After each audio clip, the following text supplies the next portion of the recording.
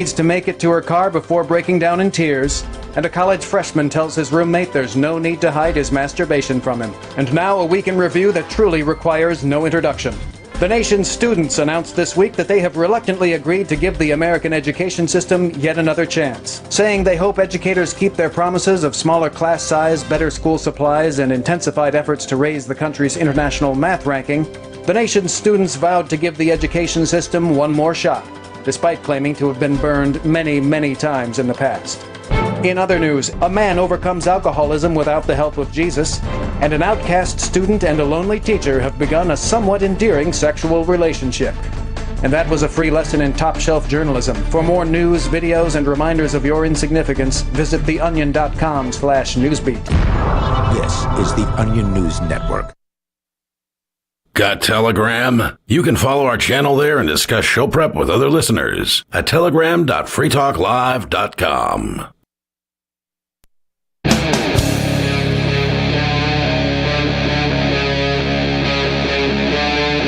Free Talk Live.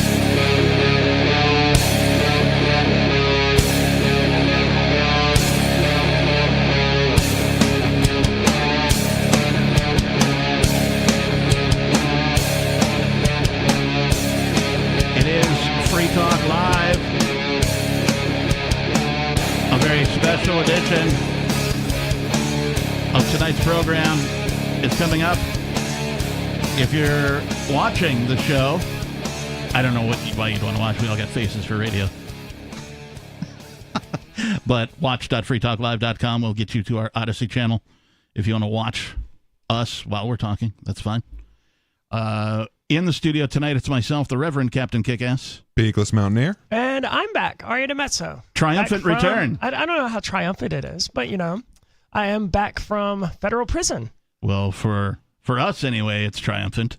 It's triumphant for me as well. I mean, relative to prison, it's an improvement. I can only imagine that you've been sort of saving up and thinking about what you might say when this day did arrive, which it is arriving. I mean, not really, right? Because... I want to caution you, too, because I know that you plan to do a thing at a presentation, a speech, if you will, at the fest. So I don't you could cover some of that if you want to, but I'd rather you save that for the fest. So, don't go on that spiel, but anything else that, was on your mind and you want to talk about, and if you, the listeners, you just want to say hello to Aria, 603-283-6160. Welcome her back. Tell her how much she was missed, etc. and so on. Well, thank you. And, you would think that I would have saved up a lot of stuff to talk about over the last 11 months of being in prison. But really what I found is that when you go into prison, it's best to just forget about the outside world as much as you can. Yeah. Now, obviously that hurts and it feels good to have your friends contacting you and all of that great stuff. But day to day, you have to live where you're at. If you're perpetually looking to the horizon, to your release date, or to what's going on the outside, you're just dragging out your time and making it that much worse. Oh, interesting. I would have thought that the attitude of eyes on the prize was the winning formula to not always, but have it in mind. You wake up in the morning, you're like, okay, one day down. 7,000 days to go, or whatever the hell it is, right? I mean, especially when you're on day 10 of an expected 350 or whatever, that sort of thing will drive you crazy. But I learned this when I was on pretrial release and while waiting on the trial and then the sentencing and then going to prison, is that if you're constantly looking to the horizon, then it feels like every step isn't really taking you anywhere because the horizon is just always in the distance and it just drags your time out, where you constantly are looking forward and you're never living in the moment. It's very unpleasant. It's not a good way to live. It's significantly better to live in the moment and not in the past or in the future. And prison, that's the ultimate cruelty of prison, really, is that everyone wants to live in the future and in the past, right? On the outside, basically, out in freedom. They want to think about what they're going to do when they're out or what they were doing, what they want to think about what they were doing before they came in. But the cruelty of that is that just elongates their prison sentence. It makes it feel that much longer. They don't even realize it. It's similar to the people who just laid around in bed all day, every day, doing nothing, right? Their time is going by extraordinarily slowly. Yeah. And they don't even realize it. But staying active, being in that moment, even if it's just getting on the exercise bike for an hour or two, that's what makes your time go faster. So I found it better for my mental health to not think about what I was going to say and what I was going to do when I got out there. Besides, a lot changes in 11 months. Even little things pile up, and you come out to something that is just fundamentally different than what you went in with. And you can't really plan around that. You can stack priorities and say, okay, well, this is more important to me than this thing, but you can't predict what things are going to be like when you walk out of there. I owe I don't remember who it was, somebody that one of our co-hosts, we were talking about, while you're inside, what will you be doing? I imagined that you would be hitting the weights, and I had made a joke that you're going to come out looking like Carrot Top after he did roids. This is not the case. You look pretty much exactly the same. I realize that you've dyed your hair recently. You weren't able to do that on the inside, but like outside of that, you look pretty much exactly the same. Do you feel different? Yes, absolutely. I'm healthier now than I was then. Okay. I don't know if I really look the same or not, right? Because that was a year ago, right? And it's been a long 11 months. As far as weights go, though, they usually don't exist in federal prisons. What? Yeah, if they already had weights or resistance training equipment, then they were allowed to keep them. But during like the 90s, there was some law passed that forbid BOP institutions from acquiring new ones. Right, they don't want the inmates getting too buff, so when a riot happens, right, they're overpowering the guards and that kind of thing, because the guards are notoriously fat. Did you find that to be the case? Oh yeah, absolutely, dude. The guards were they were exactly what you would expect of BOP employees. It's what you would get if the DMV was tasked with keeping people alive. That's the BOP. Wow. That's a disturbing image right there. Yeah, and they're not very good. Now, there's two types of guards that we interacted with on a regular basis. There's the COs, or the cops, rather, which is usually what we call them. And those are the actual prison guards. But then you had all of your administrators. Okay. But as far as like physicality, they were all overweight, with very few exceptions. There were some exceptions, like usually the former Marines, because there's a lot of former Marines in the BOP. That's so weird. They tended to be healthier, but then some of them were like the unit secretary that we had there at Devon's. Like, he was a big dude. Like, he walked out to talk to me at one point, like 2 or 3 days before my release, and it wasn't a long walk. It was like maybe 100 yards, and dude was just out of breath. I thought, like, dude, do you need to sit down? Are you going to make it? I've actually heard that's really common as sort of an emotional defense mechanism to sort of make sure that you won't be overpowered by prisoners. It's like, well, I'm the size of a fridge, so haha. And the shape of a fridge. Indeed. In most cases. And there has to be something on the inside of people who have maybe even like a hidden sense of morality and ethics when they're doing these jobs, right?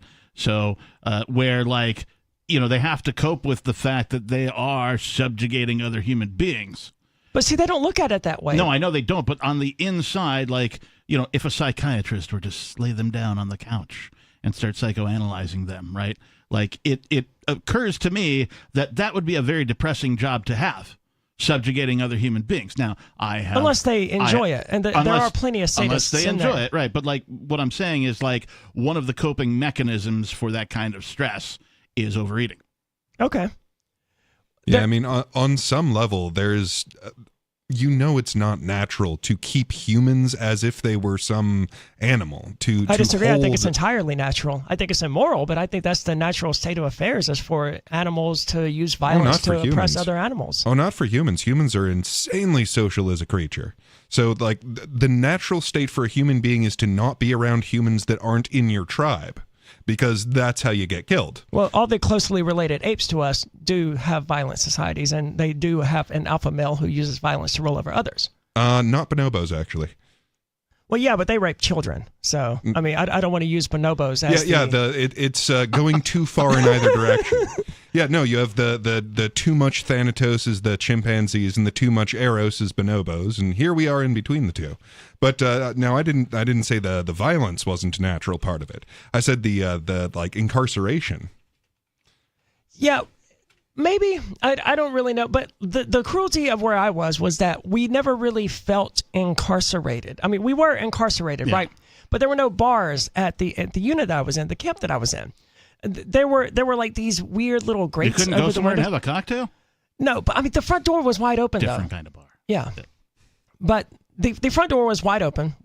In order to go out to the rec yard, we literally went out through the front door all day, every day. And we came back in through the front door all day, every day. There was no metal detector. There was no guard checking us in. Occasionally they would breathalyze one of us, but in theory, the only thing that was keeping us there was really our own minds and knowing that we would be. Oh, that is such a mind F. The punishment would be so much worse if we did leave, because then we'd end up in a worse facility. But we were keeping ourselves there. Not only I took myself there, right? And then I kept myself there for 11 months. That was what stood out to me about going to Job Corps, which one of those strange places where some people like me were there voluntarily and other people had been sent there on a court order.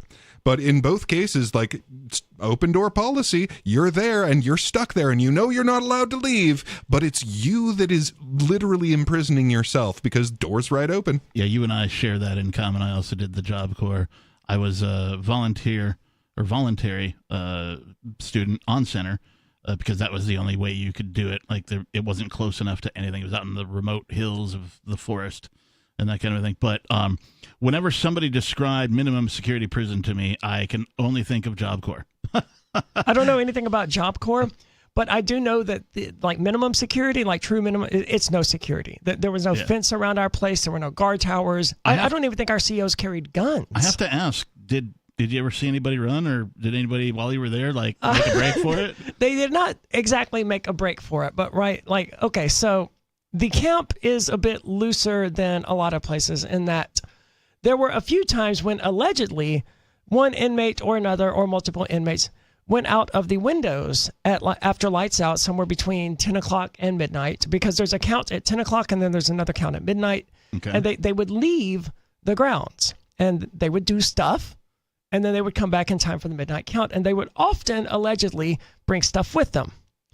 Now, we did have 2 people who got caught doing this a few months prior to my release. I would say about 2 months prior to release. So they went to the SHU. Now, you should get... Wait, what's the SHU? The segregated housing unit, special housing unit. It's segregation. It's solitary. It's punishment. Okay. Now, you should get charged with an escape for doing this sort of thing, right? Now, I'm not saying should as in that's what's morally right, but according to the rules. Expected. Right, yeah, you would expect that to happen. So these people escaped the facility. They went out. Who knows what they did? I don't really care what they did. And then they came back and they got caught doing it. And you would think that with an escape charge, you wouldn't be qualified to remain at the camp. But the snitching at this place is so prolific that people would get caught with vapes and cell phones and literally leaving the premises and ultimately end up back there a few weeks later after spending some time in the SHU. The snitching was unbelievable. Yeah. Was it, what's the word I'm looking for?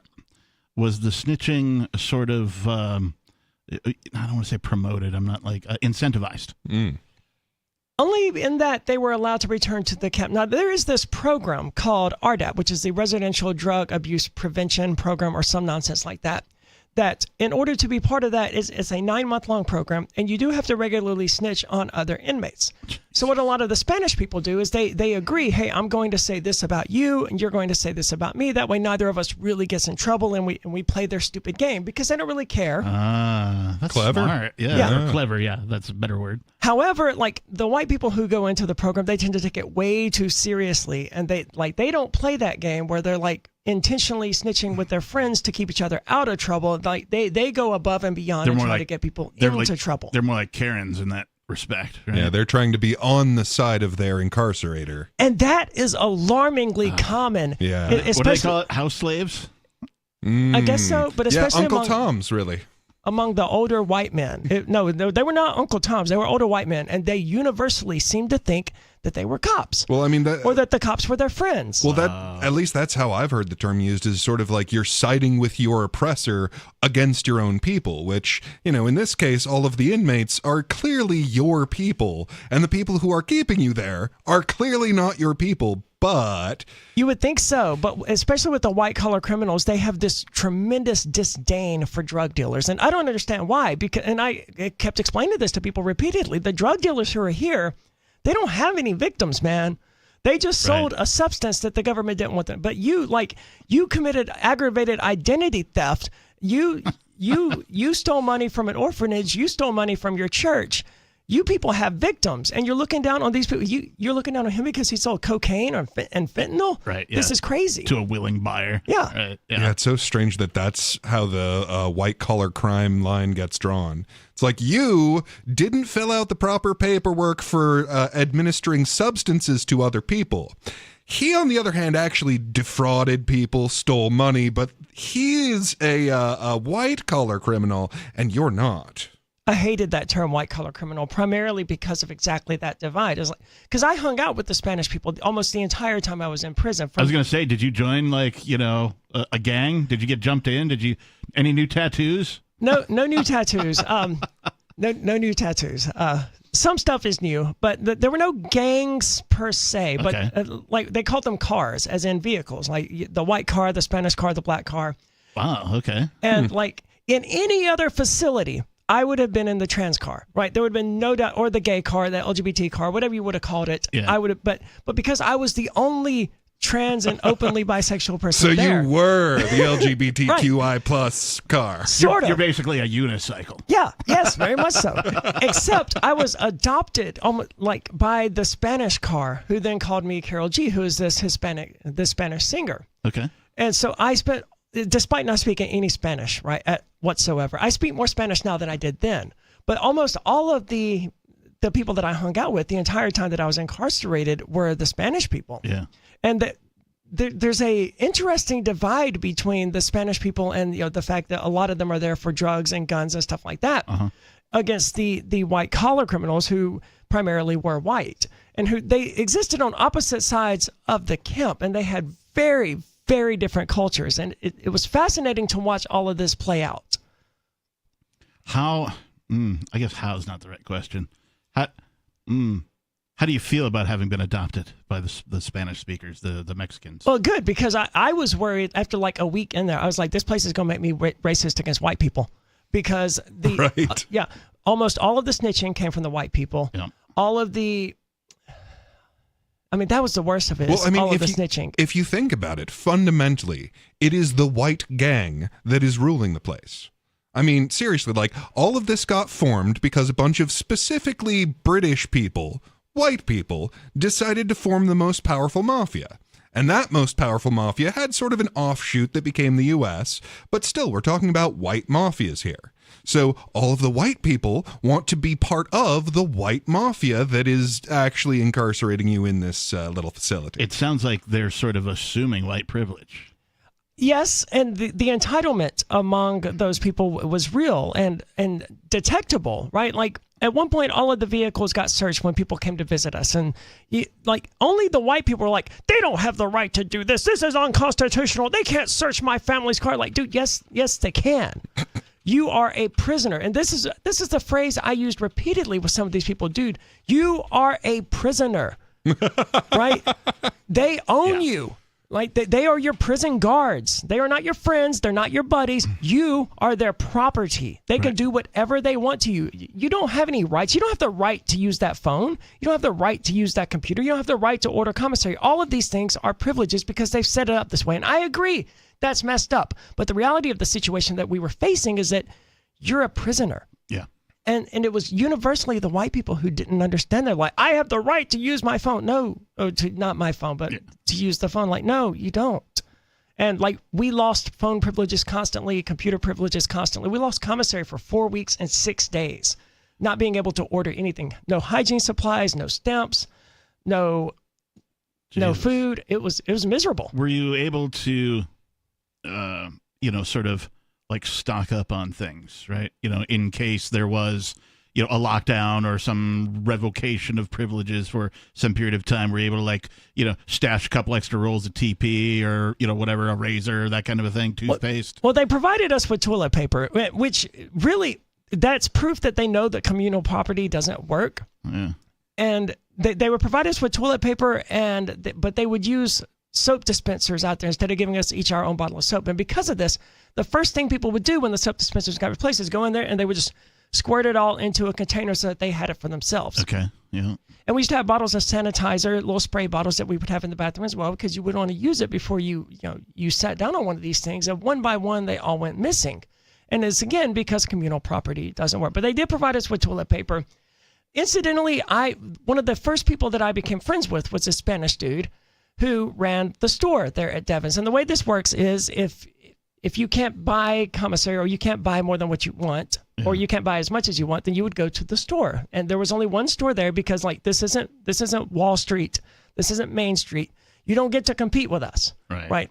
That's how you get your kneecaps broken. Right. And I say us, like, loosely, obviously, but I was really good friends with this guy. And because of that, I always had anything that I needed. And his bunkie ended up inheriting that store, and I ended up helping with it. So in that sense, like, yeah, when we lost commissary for five weeks, I had 13 bags of coffee at that point, and 18 bars of soap, and 6 packages of cookies, and just everything anyone could want that people could come and get from me if they wanted. But because we couldn't have commissary, we just cut everyone off. It's like, no, this is our stuff now. Sorry, you're on your own. Yeah.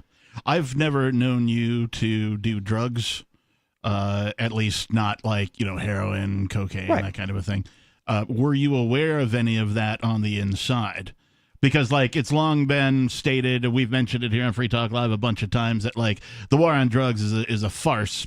If for no other, I mean, like, if you need an example of why it's a farce, it's because government can't even keep them out of real prison, like high security prison. And so I'm just asking if you were aware that drugs were going on in the minimum security. Absolutely. Okay. And, like, in minimum it's way easier, right? In low and medium and high, you have to corrupt a prison guard, which is surprisingly easy to do, and get them to bring it in for you. But that happens just as well, right? But yeah, the cocaine, K2, ketamine is really, really popular in prison. I don't know why. I just saw a dude, like, leaning up against this partition that was dividing the cells, and, like, he was just leaning there for like 45 minutes one night. And me and a friend of mine were watching. We're like, what is wrong with this guy? Yeah. And it turned out to be because he was high on K2 and didn't really know where he was anymore. Well, that's one way to make the time pass faster.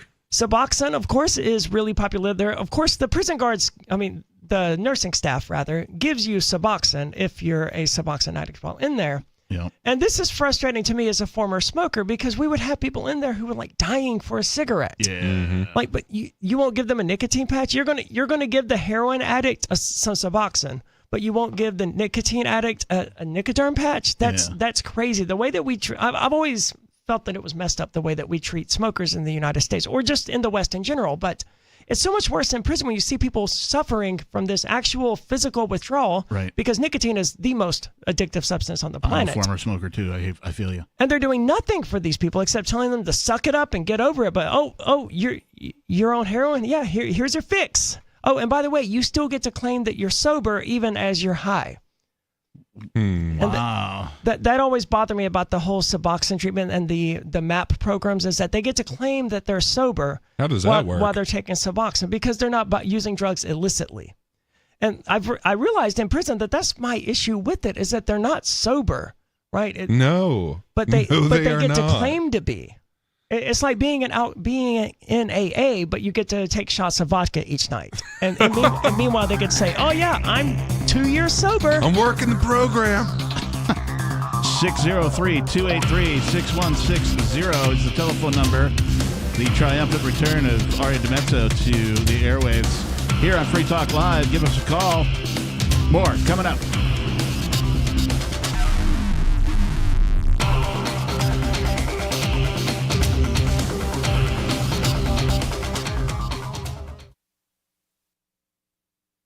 Some of you have wanted to support Free Talk Live's mission on a monthly basis, but don't want to support Patreon. Now we have an alternative that also helps our premier streaming platform, Odyssey. Visit video.freetalklive.com and click Join at the top of the channel. You can subscribe for $5 per month, and unlike other subscription services, Odyssey adds their processing fee on top, so it'll cost a little over $5 per month, but Free Talk Live will receive the entire amount you pledged. Higher donation tiers are available if you're feeling so inspired. You'll get a special membership badge that's visible in the Odyssey chat room, and if we get enough supporters, we may enable members-only chat. This new subscription method is a great way to decentralize our direct listener support away from just Patreon and also support a libertarian-run business, Odyssey. Please visit video.freetalklive.com and click join to subscribe to our Odyssey channel and help support spreading our message around the planet. Visit video.freetalklive.com and click join today.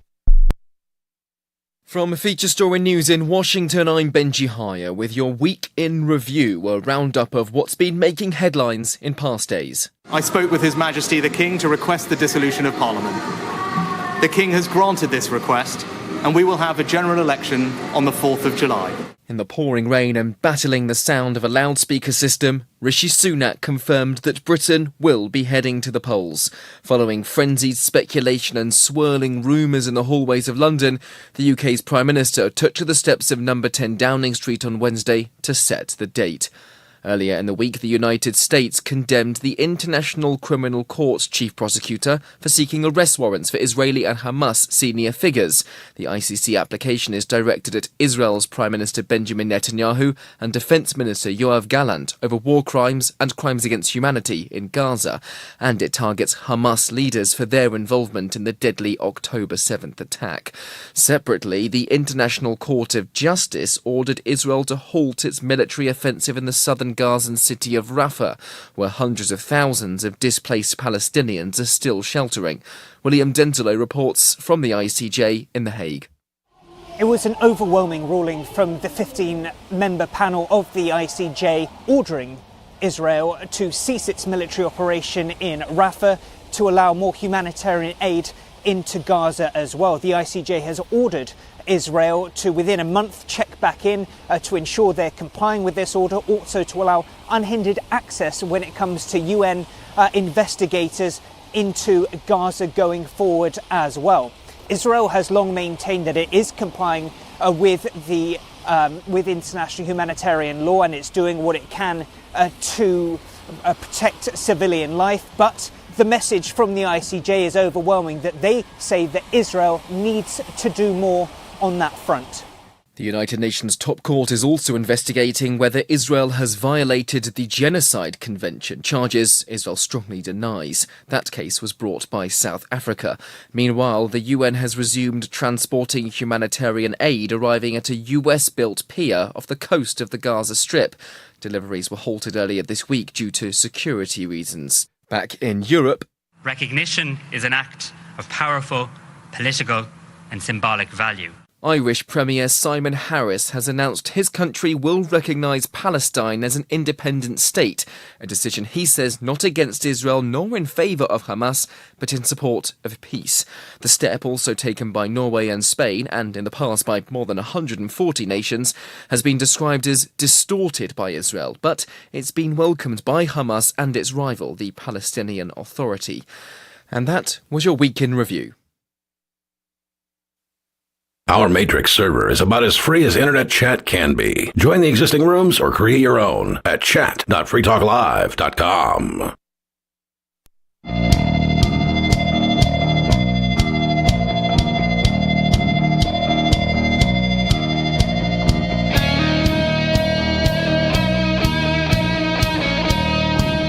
Welcome back.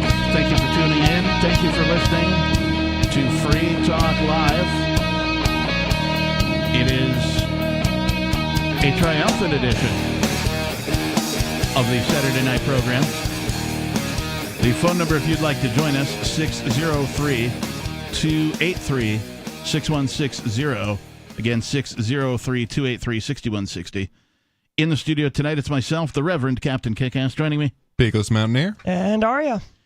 We did have a caller who did not want to go on the air, saying that he was glad that you and I specifically, Aria, are reunited on this show. Awesome. I can't remember the last time I did a show with you. No, it's been a long time. I think it would have been a Sunday, like shortly before Ian's release and after the raid, somewhere in that range. And even before that, like we weren't, like, because we were both first chairs, it wasn't usual for us to be on the same show together. Like you had different days than I had as far as first chairing and that kind of stuff. So,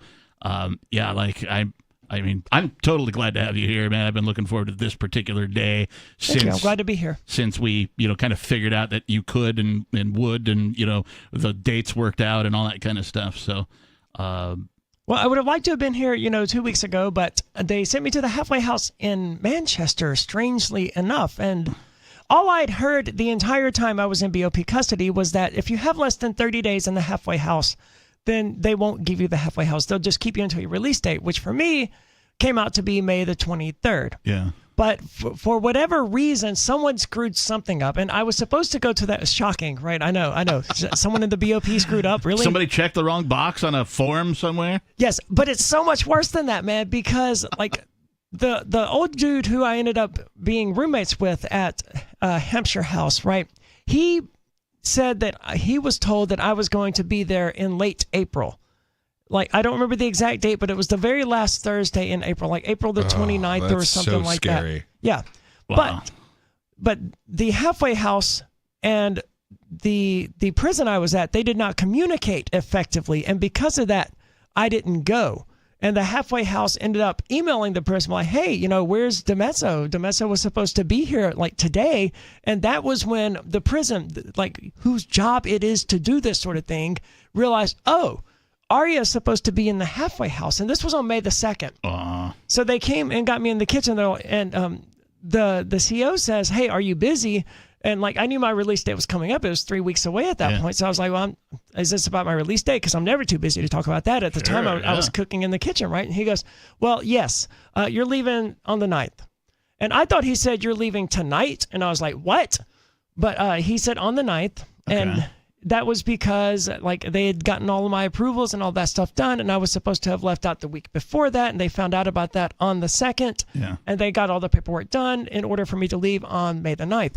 And I have proof of this because the furlough paperwork that I was given, because I was never actually released from custody on the 9th, I was just furloughed and allowed to travel from one place to the other. It has May the 2nd as the date on it, which is obviously incorrect. But I was supposed to have gotten that paperwork on May the 2nd. Yeah, so you can actually see the error that was made. And I see. Okay, yeah, they screwed up somewhere. But I shouldn't have been in the halfway house at all. And it's very unusual to give someone 3 weeks of it. But giving someone 2 weeks of it is extraordinarily unusual. And when the unit manager, Petronic, was talking to me about this, he was like, well, they're going to put you in the men's facility over there. He was like, are you okay with that? I was like, I mean, I'd rather not, right? I'd rather just do my last 3 weeks here. That's easier, and then I don't have to deal with anything. He goes, well, let me put it this way. If you don't do it, you're going to lose all of your FSA credits, and that will put you here until October. No. And I was like, okay, then yeah, I'll do it. Okay, right. Well, if you put it that way. In hindsight, I think he probably was lying because they lie all the time. But, it's not a risk helpful. It's not a risk worth taking, Right? Seriously. And FSA credits is that. Oh man, that stuff is garbage. It's what allows them to sentence people to 18 months, but then to cut them loose after 9 months or 10 months or 11 months. Or the good time, as they call it. Well, right? You get good time, but it's credits on top of good time. Oh, okay. And it's very confusing. It's very, very, very stupid. What a managerial nightmare. I've managed, employees and corporations and that kind of a thing, and this sounds far more. I don't know, granular, right? Like micromanaged. It is. Than anything I've ever experienced, even in the most micromanaged corporate situations. That's an excellent way of putting it, because you can calculate FSA credits are earned each month on the first of the month for the previous months of programming. It's all really stupid, and I've already spent more time describing it than I really wanted to. All right. But you can predict how many credits a person is going to get and what the release date is going to be, but it's some really complicated calculus, and I was bored in there. And one of the fun things about prison is that it did rekindle my interest in calculus and chess and some other things, right? So I had a calculus textbook with me, and I had been practicing calculus, so I sat down and I wrote the equation. I'm sorry, words I never thought I'd hear you say. One of the fun things about prison. Well, yeah, I mean, you gotta find fun where you can, right? Yeah, sure, of course. Yeah, I mean, it's like you were saying at the beginning. You be in the moment when you can. Yeah, and find every piece of solace or fun that you can. Let's go to this caller. This is Peter calling from California. You're on Free Talk Live. Aria, I just wanted to call on and say this was a great surprise for me to hear your voice tonight. I was doing some work in the garage, heard your voice, and man, gave me a boost. In my opinion, you and Ian are the two that made the show, so I've really missed you guys. Oh, thank you. Yeah, sure. I mean, I love both of you. And so I do have a quick question. I was just listening. What is the purpose of a halfway house? I have no idea. You know, I've been arrested and all that. Never been to a halfway house. What is the purpose of that, please? The purpose of the halfway house is to allow a person to transition back into society, especially after longer sentences. You don't have a job, you don't have a place to live, you probably don't have a car, your license is expired, you've got nothing, right? You're basically coming out of it like if you were a teenager again. That's the amount of assets you have. You got your credits back to zero, to no credit. The point of the halfway house is to give you a stable place to live, where the restrictions are a little bit looser. I mean, I wasn't allowed. I had more freedom to go outside in prison than I did at the halfway house. Oh, weird. But I had my cell phone in the halfway house, so it's a matter of picking your freedoms, I guess.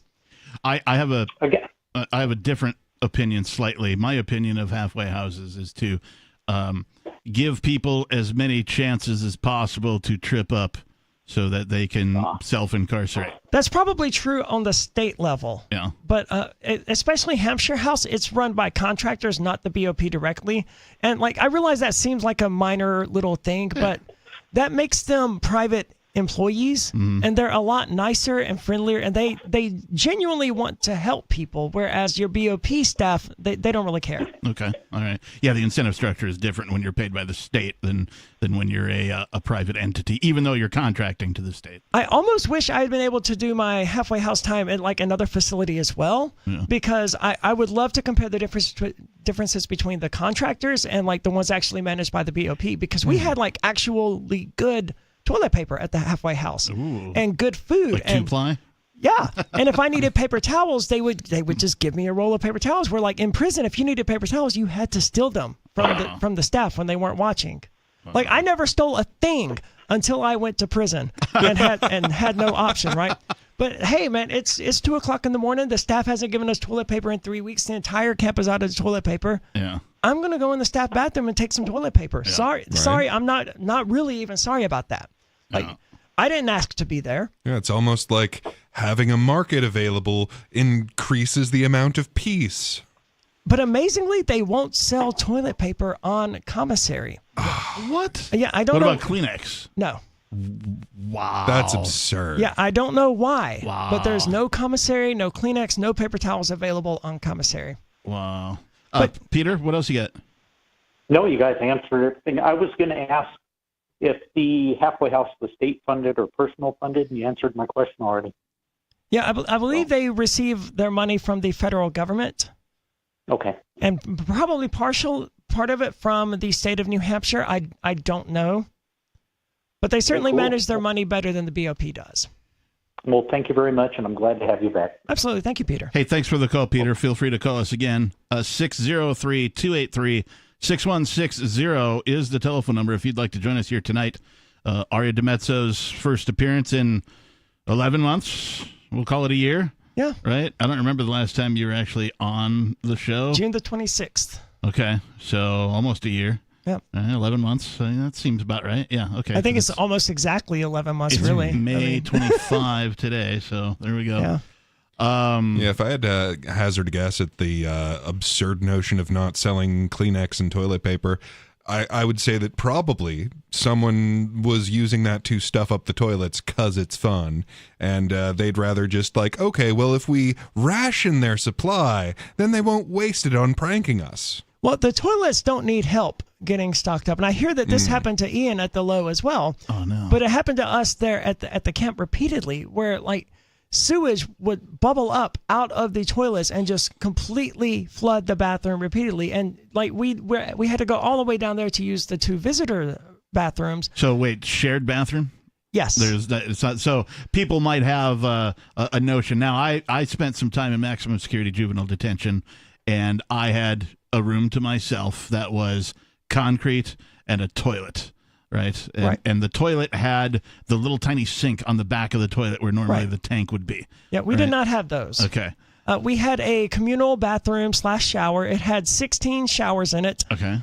almost half of which worked. Were they private stalls, or were they like gymnasium style with like the big thing and like 7 knobs that, you'd stand around and shower with everybody? They were private stalls, okay. Thankfully, because if you're trans, the BOP, they either have to give you a separate shower or they have to give you a separate time to shower unless it has its own separate stalls. Okay. So ours had that, so it allowed me to bypass the problem.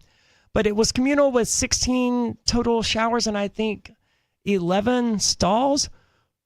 I'm not entirely sure. I never bothered to count them. But it doesn't matter anyway. Yeah.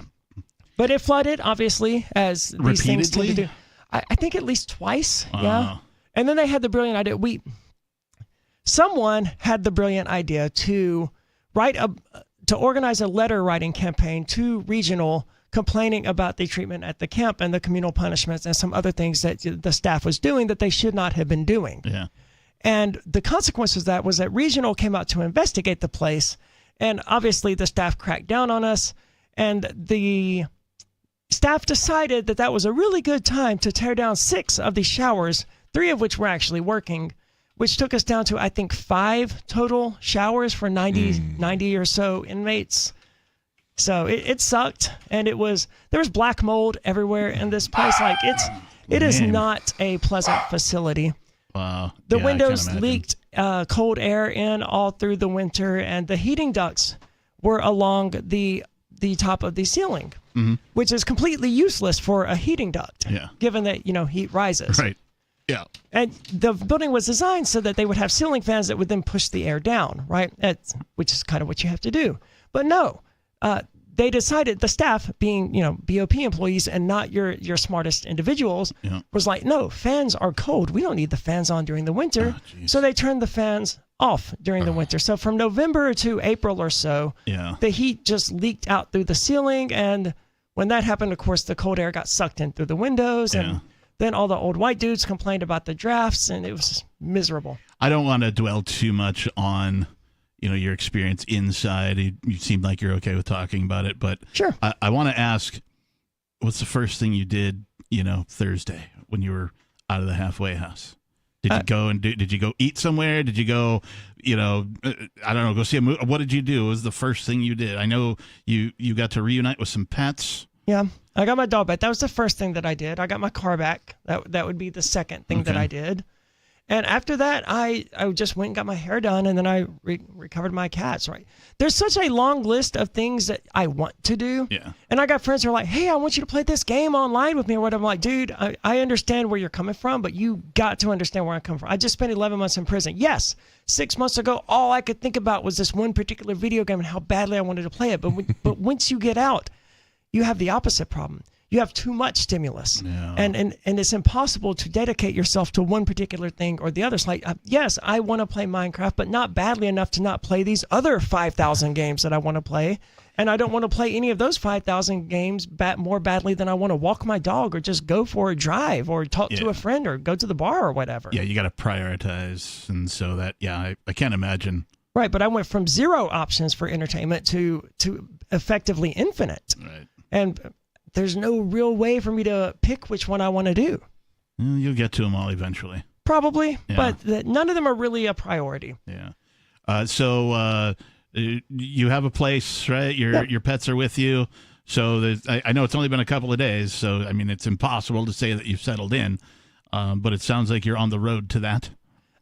Yeah, I would say so. I got some depressing news Thursday when I found out that I wasn't going to be able to stay overnight at the Porcupine Freedom Festival. Yeah, that is depressing news. Yeah, well, that's one of the dumbest things since Dumb came to Dumbtown. For the first 30 days of supervised release, you're not allowed any overnight stays anywhere, right? But I thought that because of the halfway house thing and that you could have gotten out a month earlier, that some of that wasn't going to be a part of your supervised release somehow. Well, I might have gotten bad information because I didn't get it directly from you, but it sounds like something that came from Mark. That would be my guess. Did Mark Hedge say that? I don't want to throw anybody under a bus. But I would have expected to matter because PorcFest is in the District of New Hampshire. Right. And like I'm staying in a hotel right now for reasons that aren't worth getting into. Sure. Yeah. And so what the hell difference does it make whether I'm staying at a hotel here in Keene or the hotel in Lancaster? Right. I don't understand the logic Which here. has been paid for since a year ago or whatever, right? Yeah. But well, sure that's enough, your problem right there. You're looking for logic in statecraft. It's the bureaucracy doesn't really think.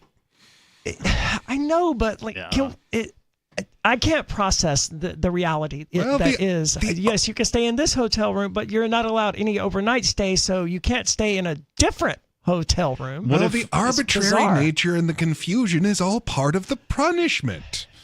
What if you moved to Lancaster, New Hampshire? Yeah. In a week. I mean that's a way to go. You're like, I can't stay in this other hotel. I've got to move. I found a place and I'm going to move there. Here, BOP or whatever, whoever files some paperwork. I mean, See, I would have expected it to be because of PorkFest, right? And the reputation that PorkFest seems to be developing these recent number of years. Like, guys, y'all got to stop with this drug stuff, man. Right? Like, you've got the Boston Globe out there writing about people openly buying and selling and consuming drugs. Like, you're gonna get the FBI. The FBI is there. Oh, they're there. Yeah. We know that for a fact. Yeah. And you guys are still talking to the media about how much you love bringing LSD across state borders to New Hampshire so that you can sell them at the PorkFest. And what is wrong with you guys? This is not how you win liberty. Have some sense is all I'm asking, right? If you're going to sell and use and buy drugs at PorkFest, maybe don't tell the Boston Globe reporter about it. Because then the Boston Globe gets out there and they write, oh yeah, this and the FBI reads that, and they're just gathering evidence. And like last year there was someone like selling methadone. It's like, okay, maybe they don't care about libertarians tripping in the woods, but like opiates, they're going to come down on us for opiates. And I don't really want to be there when that happens. And I thought that would be the reason that U.S. probation was like, no, you can't go. But it turns out she didn't really care about that because I don't have a reputation for doing drugs anyway. Right, yeah. And it's just a matter of not being able to stay there overnight. So I can go. So that's just I'll tell you this standard. much. I would hate to be the FBI agent that drew the short straw to attempt to do anything at that festival. Like, you have the most state-hating and most well-armed people all in one place. That is not a place that I would like to attempt to enforce federal law on. I don't think they would have much of an issue with it. I suspect when push came to shove, most people would just gladly get on the boxcar. Well, who wants to roll those dice, though? I do recall, and I haven't seen it happen at the fests that I've been at, but early pork fests where police would roll in and the crowd would kind of shout them out. Right? They would gather around and you don't belong here, get out of here, and just sort of verbally harass them until they left en masse. Funny right? that you say that, because last year the cops did end up there at the Porcupine Freedom Festival. I do remember a medical incident where I saw some cops and yes, an ambulance. It was a medical incident, but there were cops there, and I was the only person filming them. We're surrounded by libertarians, and none of them have their phones out. None of them are filming this. Yeah, where's the film that cops is shameful. brigade? Yeah, utterly shameful. Yeah, where's the filming cops brigade? Yeah. So where's Cop Block when we need him? Yeah. Yeah. So that was my experience last year, which is just looking around and go, where are all the cameras, right? Everyone here has their camera. Yeah. No one's recording these cops to make sure. I mean, he's having a drug overdose and no one's filming the cops to make sure this doesn't go awry. Is that what the medical incident I don't remember was? what it was. Right. Oh, I thought it was because someone got hit in the head with a rock. But that was a different incident. Oh, that's a different incident. All right. This incident was at like 6:00 in the afternoon. So there were plenty of people around. Yeah. The rock incident, that happened at like midnight or something, didn't it? I heard scattered bits of information. And didn't I know really what pay you're much talking attention about. to There it. were the dude that we had to kick off the FTL site Yeah, because he like sat down and started using my laptop. I was like, hey, no, get out of here. What's wrong with you? that guy was whacked. Yeah. Like he was not right in the head just from the get. And then if what other people told me is true, that guy may also have been responsible for a couple of the vandalism / theft things that did occur last year. That's unfortunate. They were mostly minor stuff, but like one of the coffee places got vandalized pretty badly. Somebody did come into the Shire Society tent and sort of rummage through the stuff that was there.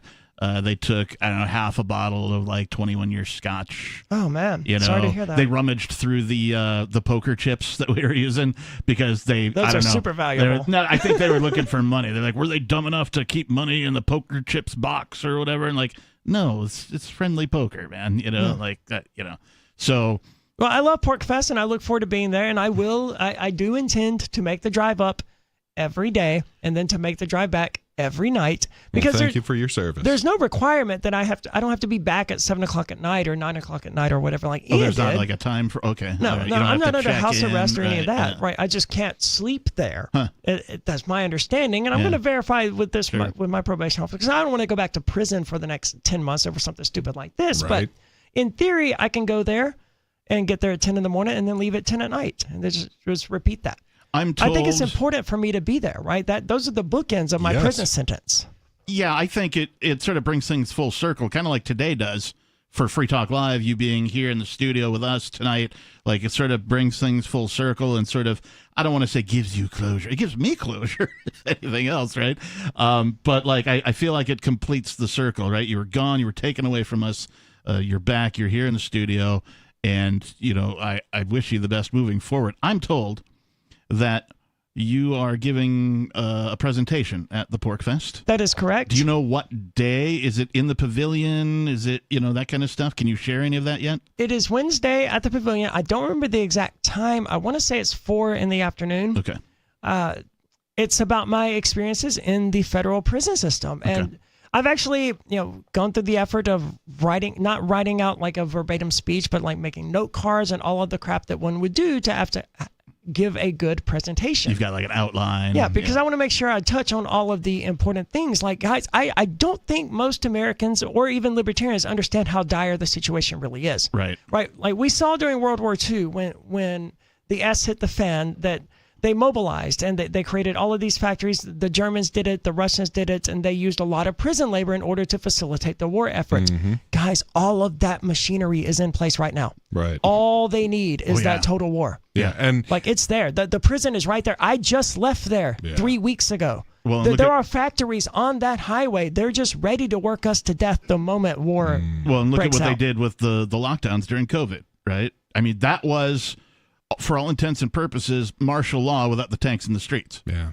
Yeah. And one of the things that we're happy to point out here is how everyone is breaking the law all of the time. They have so many laws that nobody knows that you literally cannot avoid breaking them. The only question is when they get enforced. And guess what? The one time where slavery is literally legal in this country is if you're a prisoner.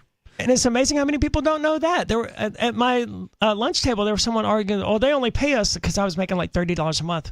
They only pay us so that it's not slavery." I was like, "No, that's not why. Right. We can be their slaves. The Constitution allows them to enslave us. The 16th Amendment allows them." They're like, "No, it doesn't." Go read it sometime, and obviously has that specific carve out, wouldn't you know? Yep. They can and they will enslave you. 603-283-6160 is the telephone number if you'd like to join us. You want to talk to Aria and welcome her back, or if anything else is on your mind, this is Free Talk Live.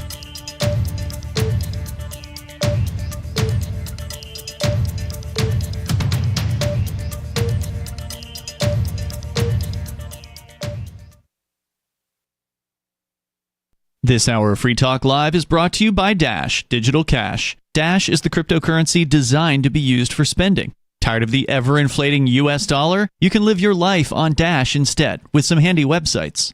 BitRefill.com has been accepting Dash for years and has a ton of big-name retailers and brands including grocers, gas stations, phone refills, Amazon, and even prepaid MasterCards. Plus, many of their gift cards are available at a discount. But what about paying your bills? Spritz.finance can do that, and they can send dollars to your bank account in case you still need those for some reason. Dash is one of the oldest cryptocurrencies and is widely available on exchanges, including the decentralized Maya protocol, and in multi-crypto wallets. It's easy to get and use Dash. Start by learning more at Dash.org. Thanks to the Dash DAO for sending us 32 Dash per month to promote Dash on the air. Visit Dash.org to learn about Dash. Dash.org.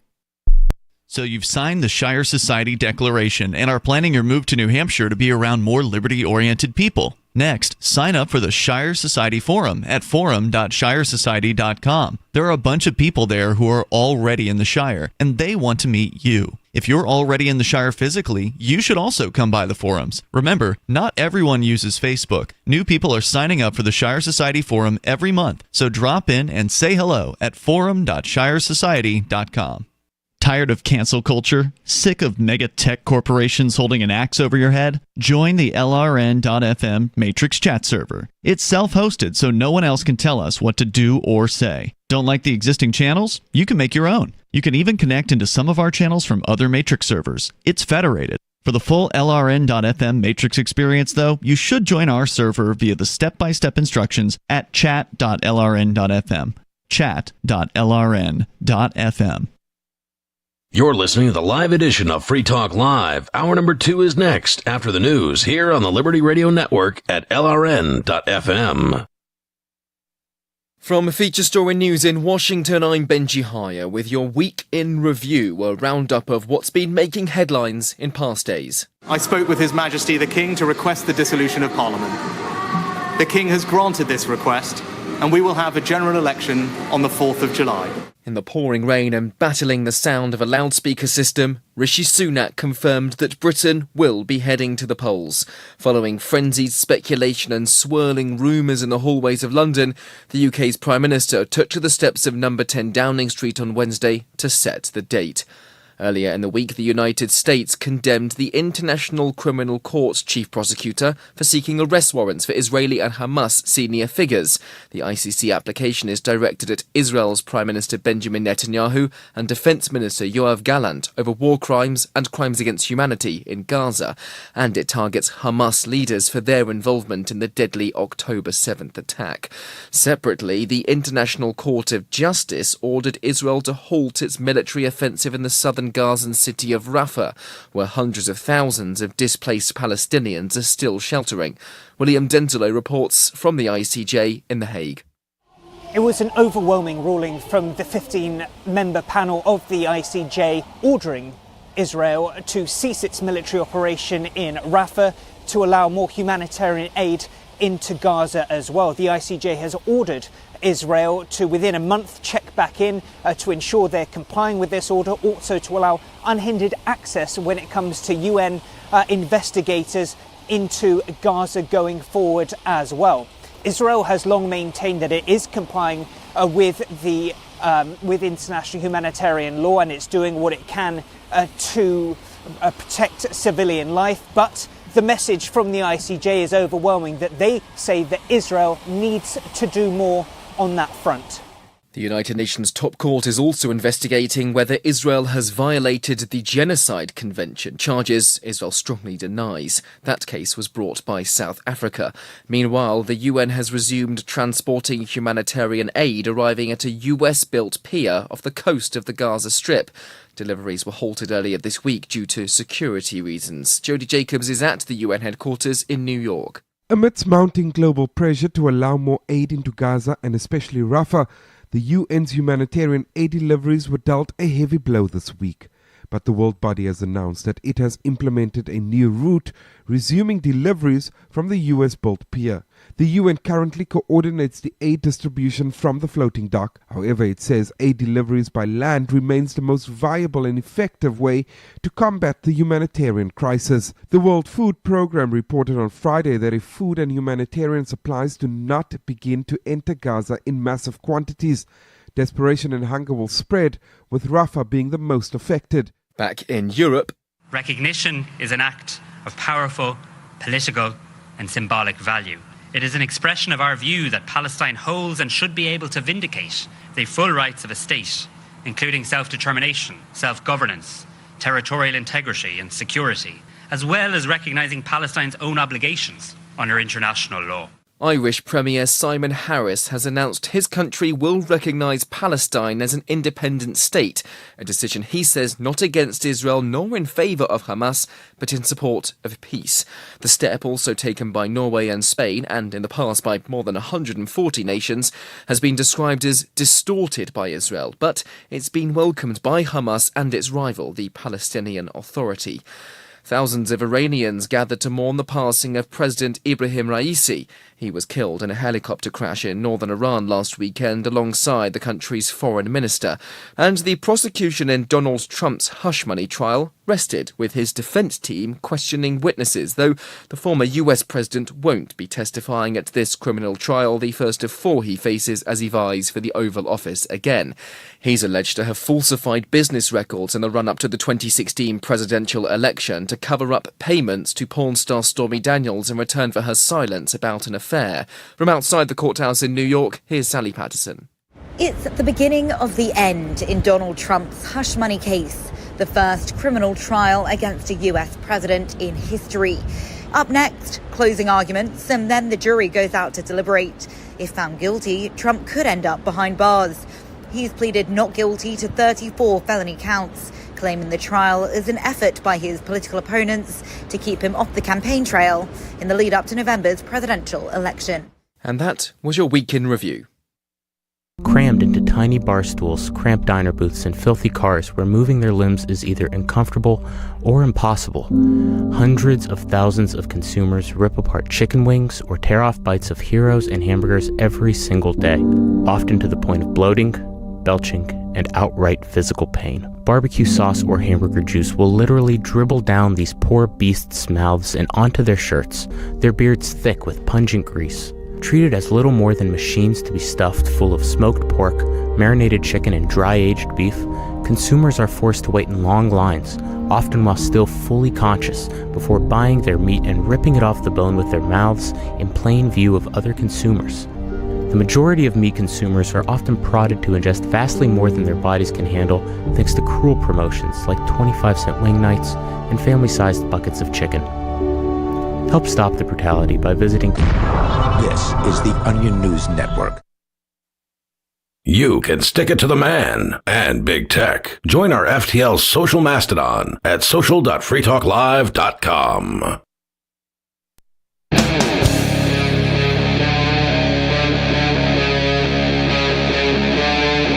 Free Talk Live.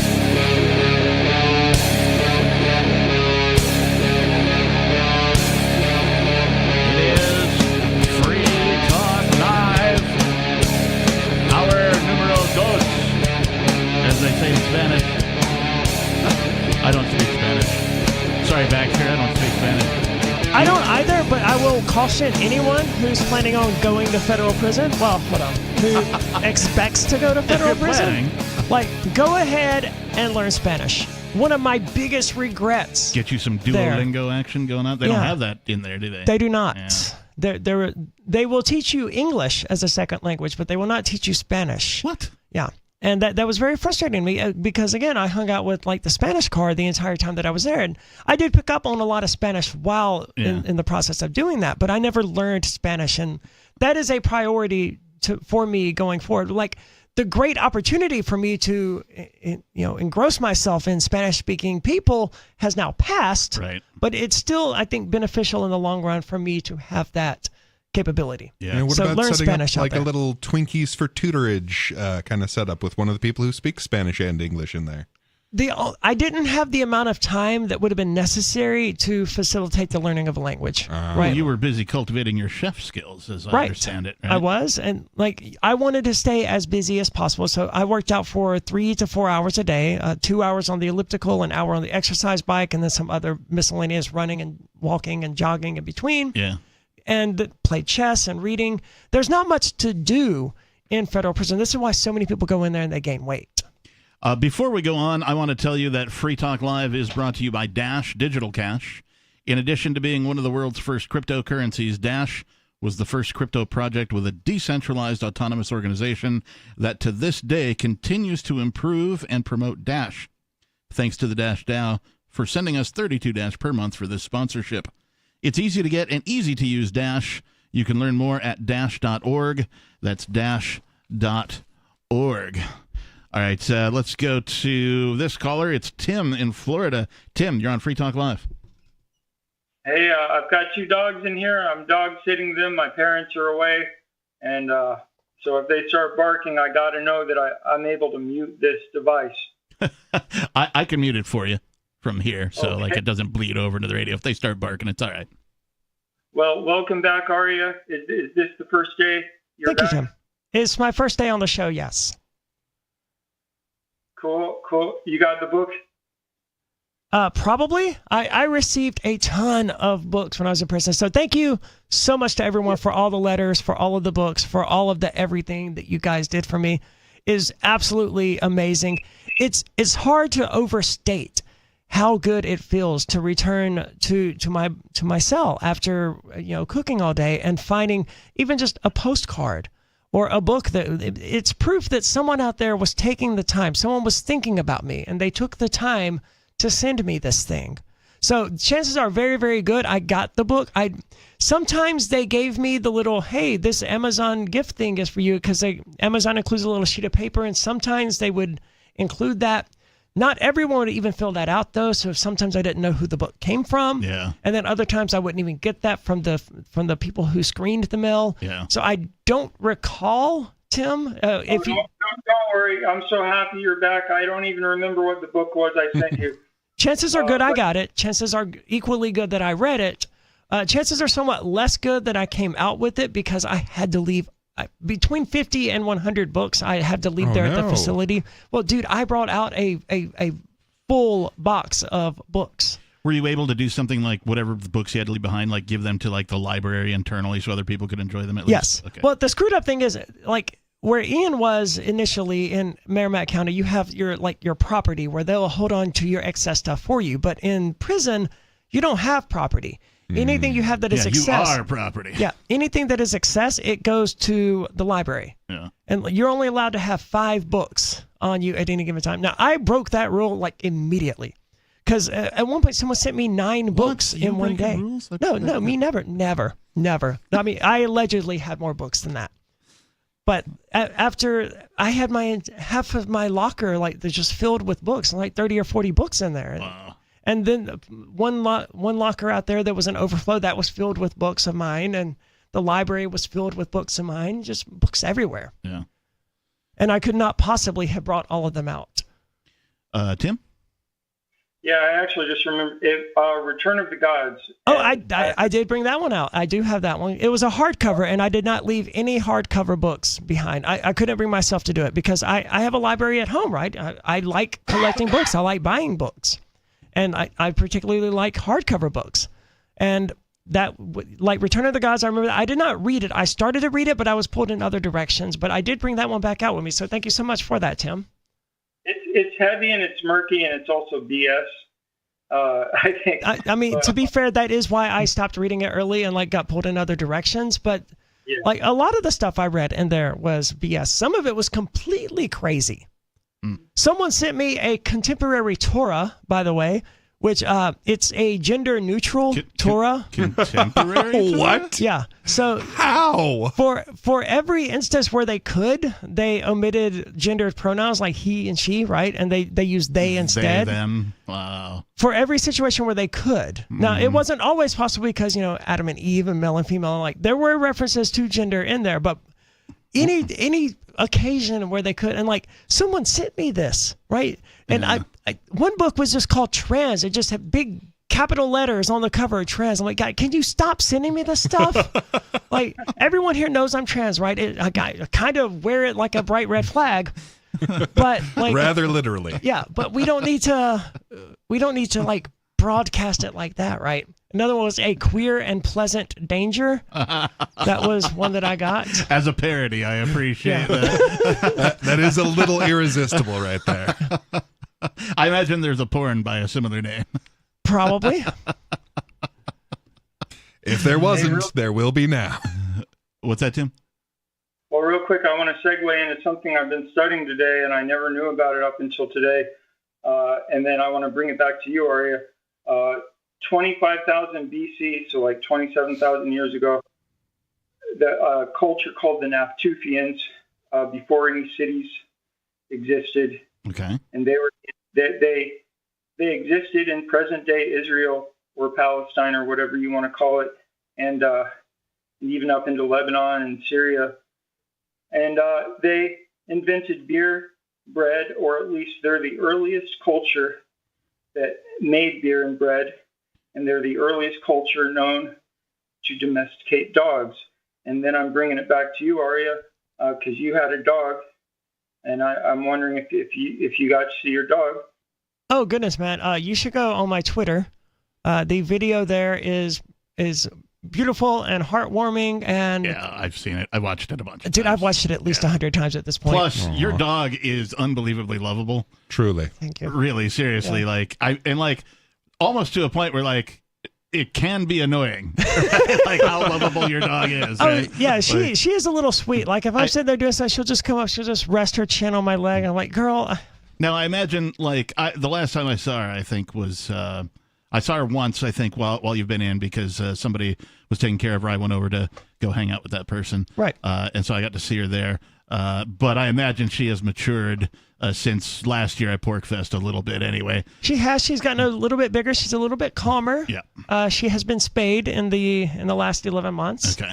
And she's a little skittish around people, I noticed. But I've already contacted her trainer about that. We're going to get on that because she snipped it. So she bit at someone yesterday in Target. Now, I can't even blame the dog for this because she was petting one person and then her friend came up behind her and just quickly, started petting the dog, and the dog didn't even know this person was there. So I understand, but I can't have it anyway. Right. Yeah. Right? Yeah. And plus, she's a golden retriever. Even if she wanted to bite you and maul you to death, she's not gonna. She can't. Right. Yeah. She doesn't have the bite force to do it. But it's not good. No, the video on your Twitter, I think you've shared it elsewhere too. It's also on TikTok. Unbelievably heartwarming. For me, seeing that is very heartwarming, but at the same time, it's bittersweet because the thing that caused this very heartwarming video to be created is the evil of the state, and so some people would say things like, some statists would be like, well, if it wasn't for the punishment of the state, you wouldn't have these heartwarming moments. And I'm like, that's an insane way of looking at it. I know, but people say crap like that, and it bothers the heck out of me, right? That you're saying that the only way for us to have heartwarming moments is for us to be subjected to evil? I mean, in the strictest of senses, yeah, I guess so. Because there's a whole philosophical argument of how do you recognize good if you don't have evil, and how do you have a good moment if you don't have bad moments? Yeah, no. Well, I mean, that's how I wholesale comparisons reject work. that. No, that's completely wrong. So you can have one good thing and then a different good thing. So it could have been that you hadn't seen your dog for a really long time because you were taking an amazing trip to Brazil. And then when you get home, it's still a heartwarming moment. So there is a way to have good things without having evil things. I will say, however, there is no way to have consequences to your choices without evil existing in the world. Okay. That seems to make sense. Tim, anything else? No, before you went to prison, or jail or prison, I'm not sure which it was, but anyway. Oh, it was prison. Yeah, that's right. Well, I would say that you probably remember me as being a little bit more conservative, and I've kind of gone through a transition from conservative to realizing that the two-party paradigm, it's two wings of the same eagle, and they're definitely worshiping the same evil powers. Not to get into that, and I've been studying, especially ever since Gaza. Gaza broke my heart. We don't have to get into that, but it broke my heart. It really turned me off of the whole conservative movement. And I used to listen to Glenn Beck. I used to listen to Steve Deese and what's that other guy, Ben Shapiro. I used to listen to all of them, and they just broke my heart. And so now I'm studying a lot of Sumerian stuff and basically ancient history before Christians and Jews and Muslims. And I find it interesting what you just brought up. Can you have a heartwarming moment without it being a result of, like a disaster?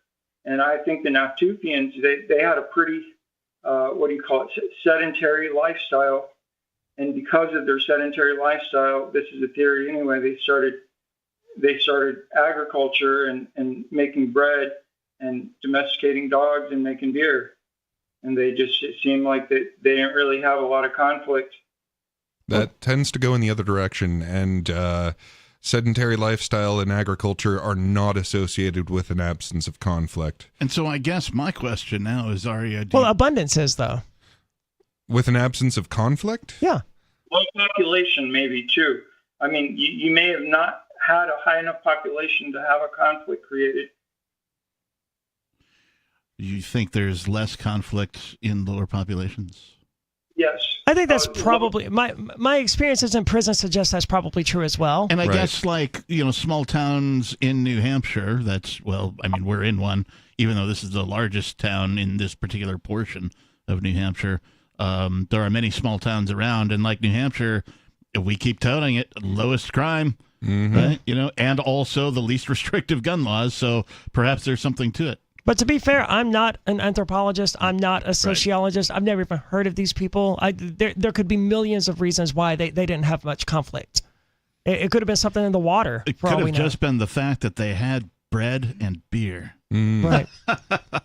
They got wiped out. I mean, obviously they got wiped out because in the Sumerian city-state, like before the Akkadian Empire, basically all the city-states were their own, government.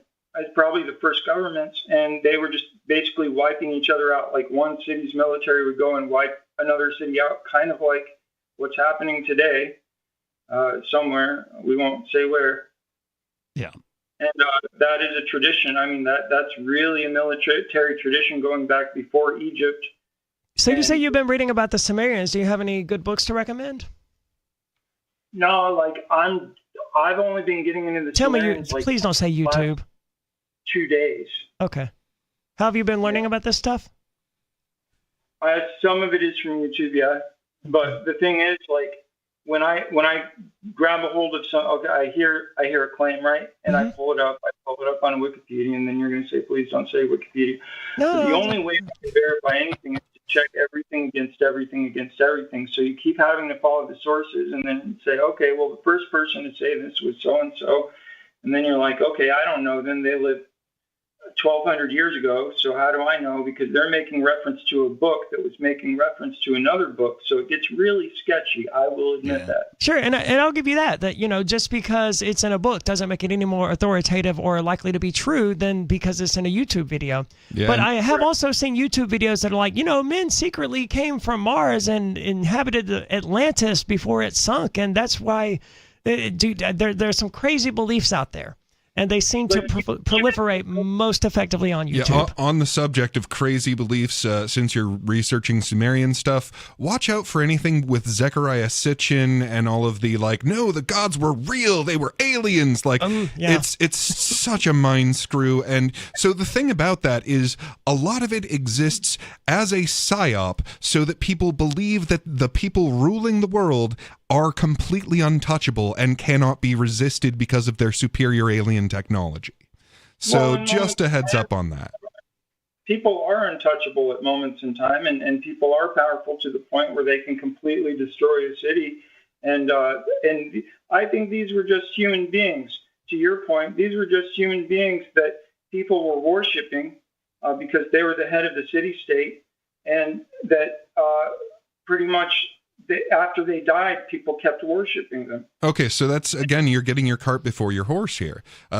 So what would happen is, so there are these patterns, right? So whatever you want to call it, Aphrodite or Venus or Freya or what have you, but there's this passion that overtakes people, and it overtakes people century after century. So there's this immortality that exists to it, and this is what becomes a god, because we know that this is basically immortal, can exist anywhere at any time, so it has these abilities that humans don't. Now then you have a ruler who wants to control people, so they say, I am the son of this or that, or I am the incarnation of Ares or Aphrodite or what have you, so that you think that they are above a normal human and can just do what they tell you without question. Yeah, but I'm saying whoever they were the son of was actually a human being, more than likely. It's just, it goes back so far in history that even in ancient times, it was ancient. And so at some point it becomes blurred, and all they've ever known is we go to the temple and we rub snakes on our genitals. Oh, that's a big thing before Israelites and Christianity and stuff, and they even got into it. But yeah, the diagnosis and all that stuff, man. Yeah, the snake thing definitely shows up over and over again. Part of that, I think, is just because it's so mysterious how they move. I mean, Christians eat the flesh of their own God every Sunday. I mean, drink the blood. Yeah, religion's weird, man. Yeah, I'm saying they've adopted everything. That's the other thing. A few months ago, I was like, I'm a born-again Christian, and now I don't even know. Because I'm looking at this stuff, and it looks like everybody took everything from what was before them, and they mashed it up into their own version to manipulate people into doing what they wanted. Well, so it cuts both ways, though. So there's the manipulation, but there's also the truth of it. And the reason that the manipulation works is because it rings true in some way. So make sure to don't throw the baby out with the bathwater. And Tim, thanks for the call, man. We appreciate you. Feel free to call again, 603-283-6160. And congratulations on realizing that conservatism isn't any better than liberalism. Yeah, I was very happy to hear that. Yeah, speaking of heartwarming moments, that warms my heart. I spent more time not watching Fox News, hearing Fox News in the last 2 weeks than I have, I think, at any point in my life, because my bunkmate, my roommate there at the halfway house, like, that's all he watched. He would wake up in the morning, he would put it on Fox News, and he would watch it all day long until he went to sleep. Because they get off on the outrage. Isn't that what Jerome does? I'm sorry? Our caller, Jerome? Doesn't he I don't wake up know. and watch? Or does he watch CNN? He does the other one. Oh, yeah. Okay. But it's because they're addicted to the outrage. It's because Fox News is telling them the world's going to hell in a handbasket, and it's these kids with the blue hair. And they're Starbucks. Yeah, there's the outrage. There's also the identity thing, because that gives you a certain identity that a lot of people share, so it makes you feel like you're part of something larger than yourself. It gives you a very clear, like, this is where the evil is. Good thing it's not in me and us. It's over there with them. And it's alarming how zero self-awareness from people at Fox News, right? And like, we know this, and we know this about the people at CNN too. Yeah. So all of you people out there go, well, what about CNN? Look, I don't care. It's exactly the same. Yeah, I'm not interested in playing your partisan crap, man. I'm really not. Fox sucks. Yep. End of story. You don't have to bring up CNN to point out that Fox sucks, because they do. But it's the underdog. It's the one that's not doing what all of the other ones do. Right, that's the psyop. That's the game. They're not real. They're the underdog because they suck. Now, I watched these people say repeatedly, well, Americans don't seem to be terribly interested in the Donald Trump trial in New York, because in case you don't know, Donald Trump is going to trial in New York, and that is all Fox News has talked about, at least for the last 2 weeks. And meanwhile, you've got these pundits on there, these talking heads, who will acknowledge that Americans just don't seem to care much about this thing that we're talking about 24/7. Right, yeah. Zero self-awareness. And they will say this with a straight face, and I can only imagine their producers in the background. Will you stop saying that? Maybe we're just tired of your BS, Fox, CNN, etc. Stop talking about how little people care about what you're saying. Maybe talk. And look, there's no need. There's not enough stuff happening in the United States or in the world for a 24 hours a day news channel. There just isn't. And there damn sure isn't need for multiple news channels. Are you older than 24-hour news? Because I am. Like, I remember like the days of yore. I remember the dawn of like CNN as a kid. They're like the first 24-hour news network, and I think it wasn't. They had a sub channel called Headline News, right? I think CNN was its own channel, and then there was the 24-hour news channel. It was like a half-hour broadcast every half hour, all day, every day, called Headline News. Now, I remember watching that there was this like little freak out because Fox News had appeared on the scene and it was radicalizing people in city after city by being on cable. The news ticker is what kills me, because that came about in 2001, at September 11th of 2001, when they decided there was so much stuff happening. On the bottom. Yeah, there was so much stuff happening constantly that they couldn't wait to get somebody out there to the scene to talk about. And that's when the news ticker came around. But it never went away, and it caused people to enter into this state of heightened panic. Oh my God, they're so happening. I have to stay glued to the television to read the little scrolling text. I think that's when everybody adopted it, but I think it was there. That's exactly when everyone adopted it. I think it was there before that, because I remember watching the live CNN broadcasts from Gulf One, and they had the ticker on the bottom when they embedded reporters with the military during Gulf One. So, but it went away. It did after that, yeah. 603-283-6160. More Free Talk Live is coming up. Stay tuned. Don't go anywhere.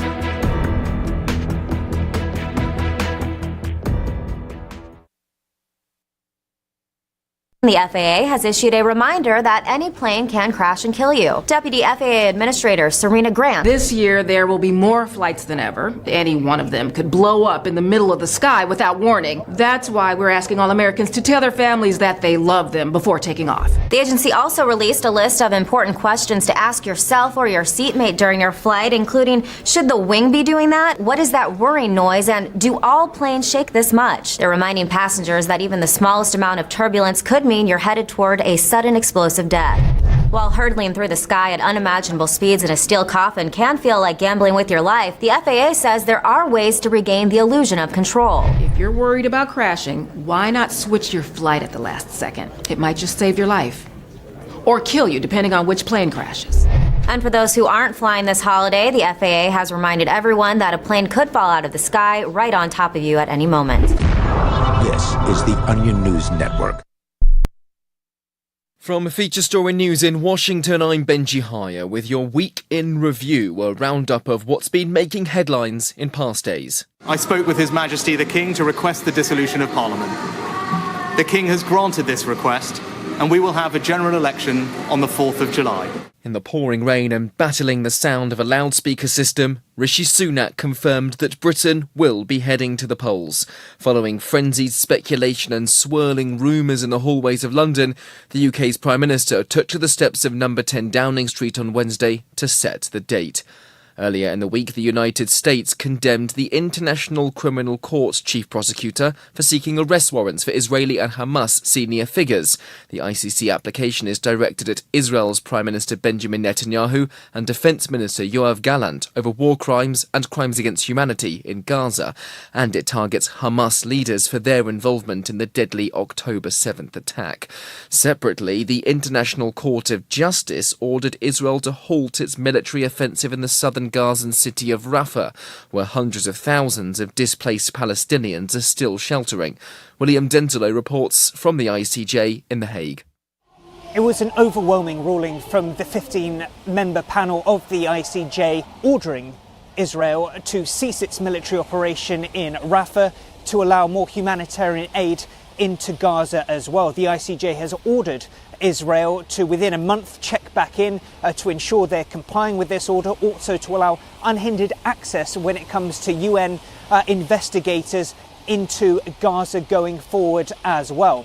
Israel has long maintained that it is complying with international humanitarian law, and it's doing what it can to protect civilian life, but the message from the ICJ is overwhelming, that they say that Israel needs to do more on that front. The United Nations top court is also investigating whether Israel has violated the Genocide Convention, charges Israel strongly denies. That case was brought by South Africa. Meanwhile, the UN has resumed transporting humanitarian aid arriving at a US-built pier off the coast of the Gaza Strip. Deliveries were halted earlier this week due to security reasons. Back in Europe, recognition is an act of powerful political and symbolic value. Irish Premier Simon Harris has announced his country will recognise Palestine as an independent state, a decision he says not against Israel nor in favour of Hamas, but in support of peace. The step, also taken by Norway and Spain, and in the past by more than 140 nations, has been described as distorted by Israel, but it's been welcomed by Hamas and its rival, the Palestinian Authority. And that was your Week in Review. Don't miss a moment of Free Talk Live. Get our archives daily via our podcast at feeds.freetalklive.com.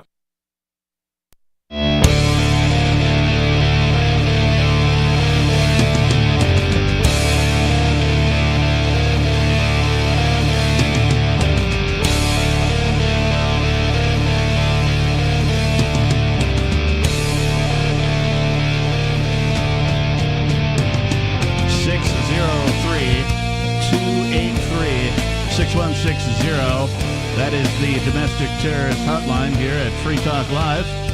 If you aren't afraid of free speech and speaking your mind within the FCC's rules. Give us a call. In the studio tonight, it's myself, the Reverend Captain Kickass. Bigless Mountaineer. And the anti-democracy extremist, Aria. Oh, that's new. Well, that's what the Granite State Watch called me. Oh, I refer to them now as the Granite State Witch. Fair enough. Well, I don't. Hey. Yeah. I like witches. That is unfair to the practitioners of witchcraft. The Granite State Witch Hunters? To be fair, there you go. I like that one better. In prison, I started calling myself a pagan because, like, it wasn't a good look to call myself a Satanist to some of these people. Huh. Like, some of them, if I knew them well enough, I'd be like, yeah, I'm a Satanist, right? But, like... They'll take it the wrong way. Yeah, for the most part, I found it was better for my well-being to just say pagan. And, really, like, Satanism is just paganism with Christian trappings. It's... I used to work at a place where, like... the football team du jour of whatever city I was in, on the Friday before the big game or whatever, all the people in the office were given permission to wear, like, their team jersey or whatever, that kind of thing, wear the team colors, and they were encouraged to do so. And so people who weren't necessarily down with the home team, maybe they're from somewhere else or whatever, they would wear whatever any other team's things that they could find, right? Didn't even matter that they were or weren't into any sports whatsoever. They were just like, well, if they get to wear sports stuff, we're going to wear sports stuff too. One of the guys... That's Satanism, man. I got into a lot of arguments with the BOP about this. It's Satanism, and I'll tell you why. Okay. There's a hockey player, and his last name is Satan. And it is spelled Satan, right? Satan. And so this guy came into work, and it's kind of I think their colors were white, red, and black, right? And then big letters on the back, Satan, right?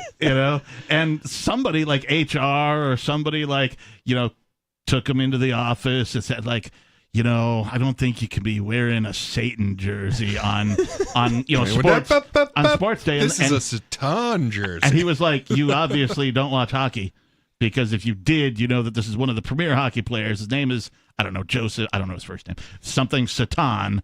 And this is his actual name and how it's spelled. And I'm just, I'm here wearing a jersey like everybody else. So if you want to do something about it, go ahead. I'll talk to my attorney. And that was the last anybody ever said to him about it. That's crazy. And he would wear it every time there was a game day. I'm like, yes, the Satan jersey. Kudos on the NHL player, though, for not just changing his last name. Right. Or spelling it differently or something, right? Before we go on, Free Talk Live is brought to you by Fork Fest, happening June 13th through the 16th at Rogers Campground in the beautiful White Mountains of New Hampshire. Fork Fest is a fork of the Porcupine Freedom Festival. Fork Fest is decentralized, so there is no ticket cost and no one is in charge. For more information and to connect with other attendees, you can visit the unofficial website, forkfest.party. That's forkfest.party. Speaking of Forkfest, Peakless Mountaineer, for those of you watching over at watch.freetalklive.com or Twitch or our Odyssey channel, Peakless Mountaineer is wearing a Beard Talk Live t-shirt. And I am happy to announce that we are going to do an episode, first of its kind episode of Beard Talk Live on Sunday, the 15th of June. Hang on, I'm checking the calendar. I don't want to tell you the wrong date. Sunday, the 16th of June. That would be the final day of Forkfest and the night before Porkfest kicks off.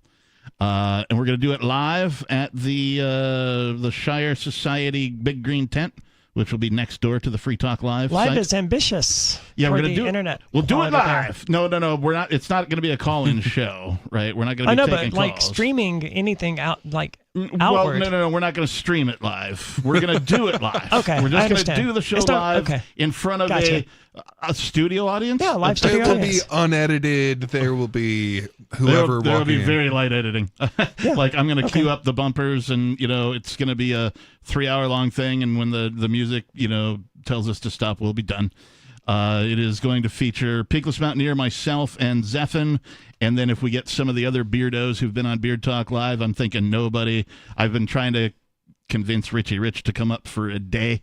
We can work them into the thing as well. I just wanted to try doing something with Beard Talk Live to do at least something at the fests, and I thought, well, what better than Fork Fest? Right, yeah. Where I don't have to ask anybody's permission to do anything. I'm already working with Matt on the Shire Society tent, as we did the last couple of years, the big green tent, and so we'll be doing the usual stuff in that tent as well. But we've got some other stuff planned for that. So we're going to be doing Sunday night, June 16th, 7 to 10 p.m. live. Tent studio audience. I don't know the right word for that. Live studio audience. Live studio audience version of Beard Talk Live with, the regular Beardos. It'll be uncensored as always. I'm looking very forward to bringing back the amble and the preamble. FCC, yeah, man. That's right. So we have that to look forward to. In the studio here at Free Talk Live tonight, though, it's myself, the captain. Peakless Mountaineer. And Aria. We've been talking a whole bunch about, Aria, you're been sharing experiences that you've had with people have been calling in and asking, stuff and welcoming you back, and we're certainly happy to have you here. Did you have anything like that you're burning to tell people that you've thought about? And you're like, you know what? When I get to the studio, I want to say these things. Not in particular. I mean, okay. I do have plans for where I sort of want to take Free Talk Live, but I didn't know about getting into that right after you talked about Beer Talk Live. I don't want to. Hey, you know what? The self-promotion is just fine by me. Yeah, but I could just as easily have done it the next segment. But what? Okay, yeah, whatever. So you're kind of letting the tail of the cat out of the bag. Yeah, well, that's the way to get. Leave that as a teaser. Yeah. Okay. No, I'm gonna get into it, right? Like, so one of the things we've always talked about, like Ian, myself, Mark, you, Bonnie, like we know that radio is a dying industry, and like the radio shows are a dying medium. Yeah. And this is why Free Talk Live has always had one foot on the internet. But one of the things that I came to realize when I was in prison was that we are approaching the internet stuff from the wrong way. Like we're taking the radio show and we're just trying to slice it up and partition it out and shoehorn it into all of these other places where it may or may not fit. And usually it doesn't fit. But what we have is a hammer, and therefore everything looks like a nail. Mm-hmm. And what I want to do is I want to stop taking the radio show and putting it on all of these different things, like the podcast that we have. Yeah. Like the Free Talk Live podcast. It's not really a podcast. It's an audio archive of the radio show, but it's literally just a recording of the radio show. It's not made to be a podcast. It's not produced as a podcast. It doesn't have all of the things that people expect of a podcast. Right. If you go into Spotify and you look at a podcast, you're not going to find any other podcast in the world that is recording 2 hours of audio a day, 7 nights a week. Right. And that's not a benefit for us. That's just oversaturating the market. And there's nothing wrong with that for a radio show, right? But that's not what a podcast is, and that's not what people want out of a podcast. They want something that's like 30 to 45 minutes long, that's like once a week. Yep. And so I want to do that. So I've already bought freetalkcast.com. That's a little bit clunky. There's other stuff that I'm going to do to rename it. I'm getting some logos made of the Free Talk Live thing, sort of an evolution and offshoot of the Free Talk Live logos, because it is the Free Talk Live podcast, but we can't call it Free Talk Live podcast because that's a nonsensical phrase, right? Like if we had a blog, we would call it the Free Talk Live blog. What the hell is a live blog, right? And what is Free Talk podcast? Right, which is what I've leaned toward. And what is a Free Talk Live podcast? No such thing exists. So I have freetalkcast.com right now, which just takes you to the upcoming podcast. Free Talk Podcast, I think, was taken, or maybe I bought that too. I don't remember now. But anyway, that's debuting on June the 1st of this year. So just a few weeks from now, it's going to debut the Free Talk Podcast. Nice. By the same people who bring you Free Talk Live, but it's made specifically to be a podcast. 30 to 45 minutes long, once a week. That's it. Short, simple, good to go. I like it. I like it a lot. I'm looking forward to it. Yes, sir. There's other stuff in the works, but that's the priority one. That's the one I want to get kick-started as soon as possible, and that's the one that June the 1st, that's when it's launching off. Sweet. So lots of stuff on the horizon. Yes, because I've got some great video ideas too that are going to be fantastic. Nice. Because we should have been doing all of these things, but we got a bit distracted. What? For the last 3 years. Yeah. So it's no one's fault, right? I had these ideas too. Ian and I have talked about these ideas. Bonnie, you and I, we've all talked about these ideas, but we had some stuff going on. Yeah. Well, I no longer have stuff going on. In fact, I have an abundance of free time now and laser focus like never before. Yep. So I plan to use that for the creation of all sorts of chaos, which is what I'm good at. Yeah. Or anarchy, as I like to call it. Yeah. It's not so much chaos. So the Free Talk Live audio archive is not going anywhere. Right. We're not getting rid of that. Free Talk Live is staying. The show, yeah. All of that's going on exactly as it was. We're just also now going to have this other thing that you can listen to if you want to. Nice. All right, let's go to an unscreened caller. I think I might know who this is, but let's find out. Unscreened caller, you're on Free Talk Live. It's your boy, the evolutionary capitalist, young Skeet. Or Scroder, as we like to call you. Hey, Aria, why you study calculus? You know you should have studied? No, what? Economics. What? I think he said economics, and it kind of cut him off there. I studied economics prior to college, and then I took college and I took macroeconomics in college, and I was already well-versed enough in the subject that I never even bought my book, and I passed the class with an A. So, been there, done that. If you understood it too much, how come you're an ANCAP? I'm a voluntarist. Yeah, how come you're that? ANCAP voluntarist? Well, it's tomatoes, whatever. Voluntarism isn't a market position, and I don't care about whether or not an economic system works. I care about whether or not it's moral. And voluntarism removes force. You going to let me answer the question, or are you going to interrupt me? It's up to you. I'll interrupt you. Okay.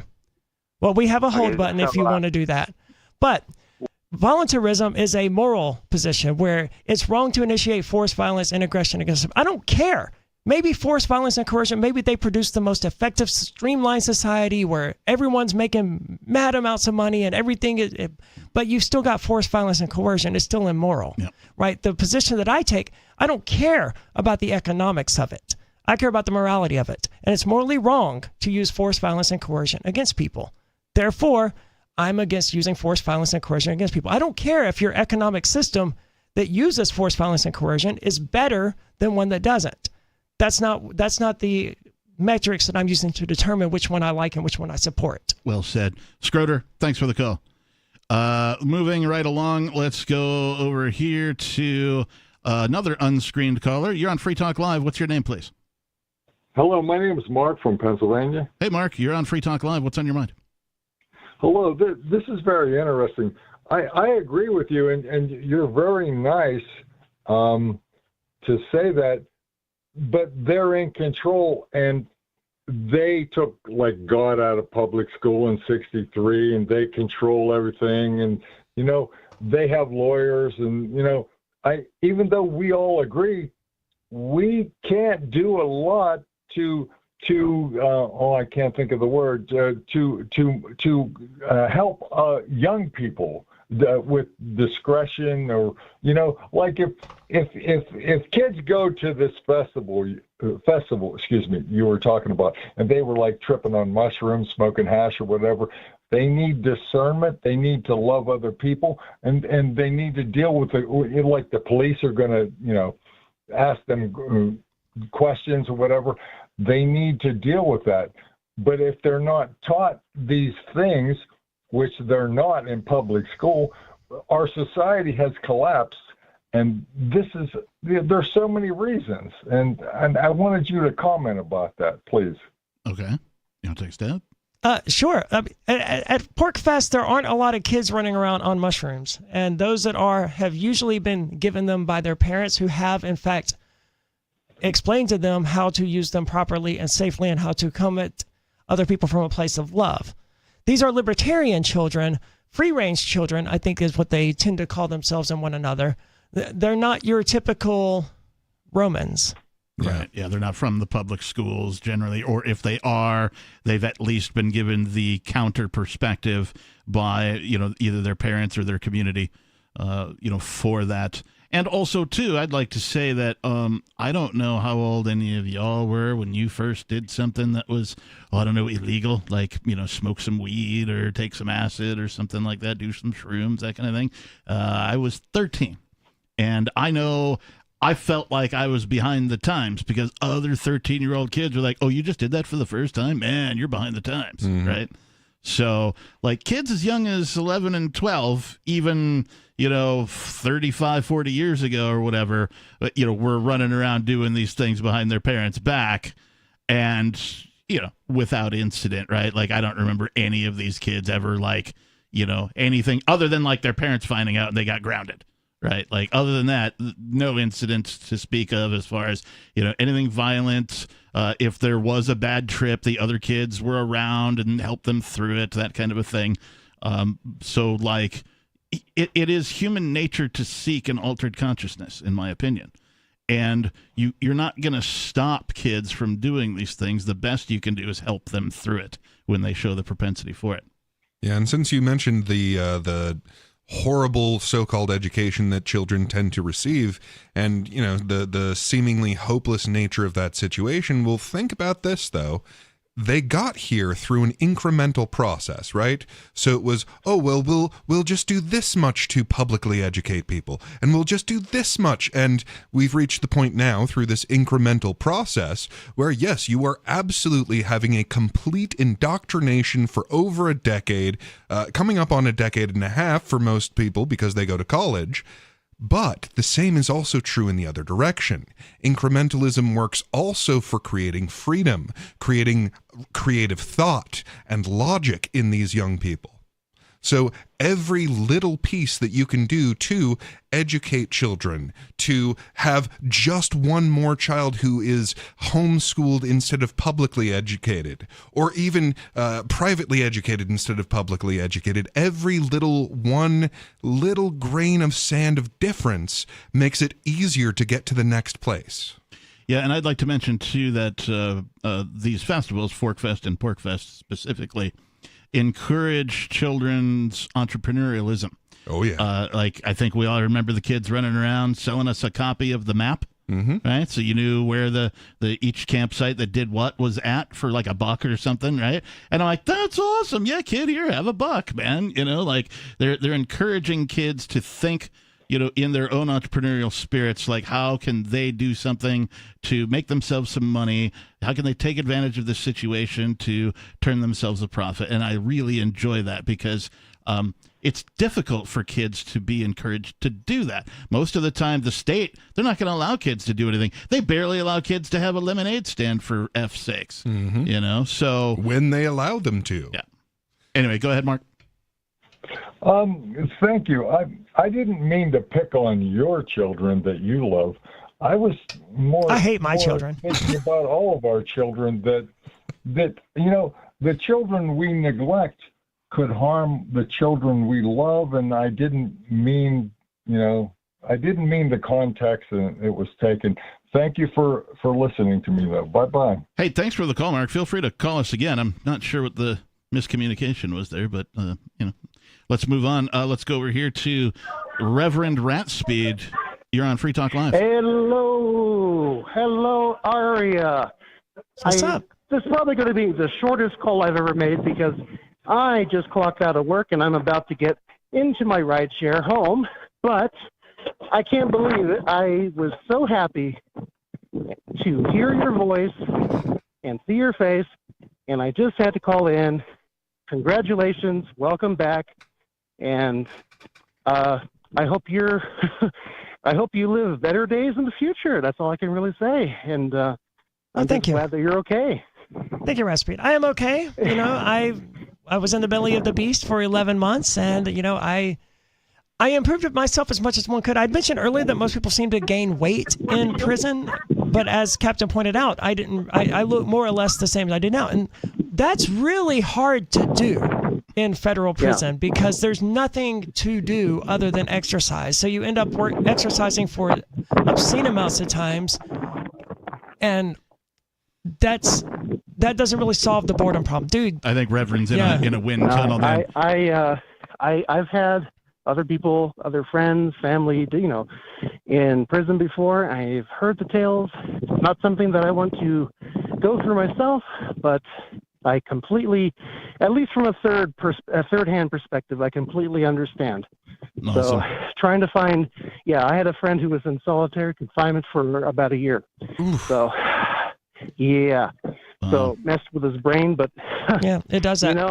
It's considered torture by the Geneva Convention, and for good reason. Well, hey, Reverend, thank you for the call, man. Safe journey home and all that. Feel free to call us again. Yeah, when you're not in a hurricane. Well, he's probably just standing outside and the wind is blowing or something like that. Or, there's a window down in his ride share or something. I would have swore he was trying to land on Jupiter. We had Ridley called in one day and it sounded the same. And he's like, well, I'm just standing.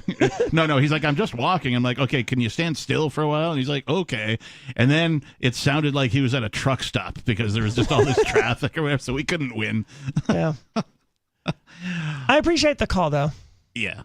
And it's good to be back. It is. I hope that people sort of come out of the woodwork and, give you the well wishes and all that kind of a thing. I'm sure. Has your email been blowing up? Have you, you had to get a new phone, so maybe some people don't even know how to get a hold of you. I had to get a new phone number. Yeah. This is the same phone I had prior to my incarceration. Okay. So I do have that benefit, which I thought would be helpful towards accessing my old accounts. No.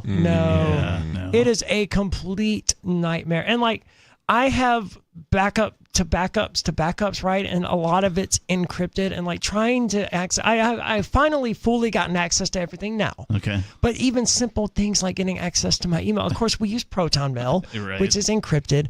And it's a mess. 2FA, and if you don't have the obviously. original number that your 2FA is, then you got to jump through a bazillion hoops. But see, my 2FA got removed when I was in prison, and that was weird in and of itself. And I thought, okay, well, that's just going to make this easier. It didn't. It's so difficult to regain access after 11 months of not having access, but it's finally done now. And yes, I do have a new number. My emails have not really been blowing up, right? Because I haven't been paying much attention to it. Well, and unless you're over 40, you're only using email for business stuff, right? Yeah. There's not a lot of people. I don't communicate with a lot of my friends over email at this point in my life, even though a bunch of my friends have my email address. It's just not something that, if you're over 45, I think maybe you're still using email, but under 45, nah. Yeah, if you get on Proton Mail, just write down the password. I hate to say it, but that's why I still use Gmail. No, don't do that. Memories are not reliable. I'm telling you, memories are not reliable. My Proton Mail password is 35 characters, right? And it's no words. It's just random characters and numbers and symbols. Right. There's no chance of remembering that. Yeah. I did not write it down, but I did have it saved somewhere. Unfortunately, to gain access to that, I had to use another password that I did know, but that, through no fault of my own, because I did not set it up this way. This happened when I was in prison. Yeah. It required an email to be sent to my Proton Mail account, which I could not access because my password was locked inside of this thing. Oh, dude, it was a You are in mess. the spiral of death when it comes to access, man. But I got through. Yeah. I was able to get through, but man, it sucked. I had that happen at an employer where I was doing what they call contract work. I was working for an agency at a company, and so I had to take 90 days off every year in order for me not to be considered a regular employee. So you work a year, you take 90 days off, you collect your unemployment, you come back after 90 days, or 100 days, I guess it was. Okay. They made a law about that somehow in Washington State. Anyway. Sounds right. So then, I'm back on the team, a slightly different role, that kind of a thing, but I'm trying to access all my stuff. And they're like, well, all your stuff was turned off after the end of your last contract. I'm like, yeah, I know. And they're like, well, so you have to get all new stuff. And I'm like, I know that too, but here's what you sent me. And everything I do is oh, that username already exists. Or no, that's been disabled or whatever. And it's just a nightmare. I sympathize. There's no good way to deal with it. But hey, it's all sorted out now. So congratulations there. 603-283-6160. More Free Talk Live. Hour number 3 is still to come. Don't go anywhere.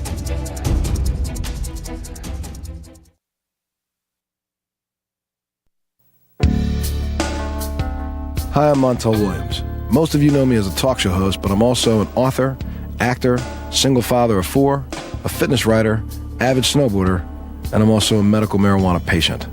Like many of the million people who are living with multiple sclerosis, I'm in pain every single day.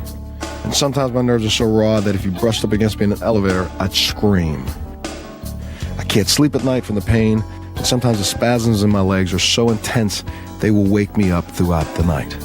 I've tried the strongest prescription medications available, and I'm going to tell you, they do not work. In fact, they leave me in a stupor, and most of the time, it's impossible to even live your life. Now, I've tried medical marijuana, and I'm going to tell you something, it works.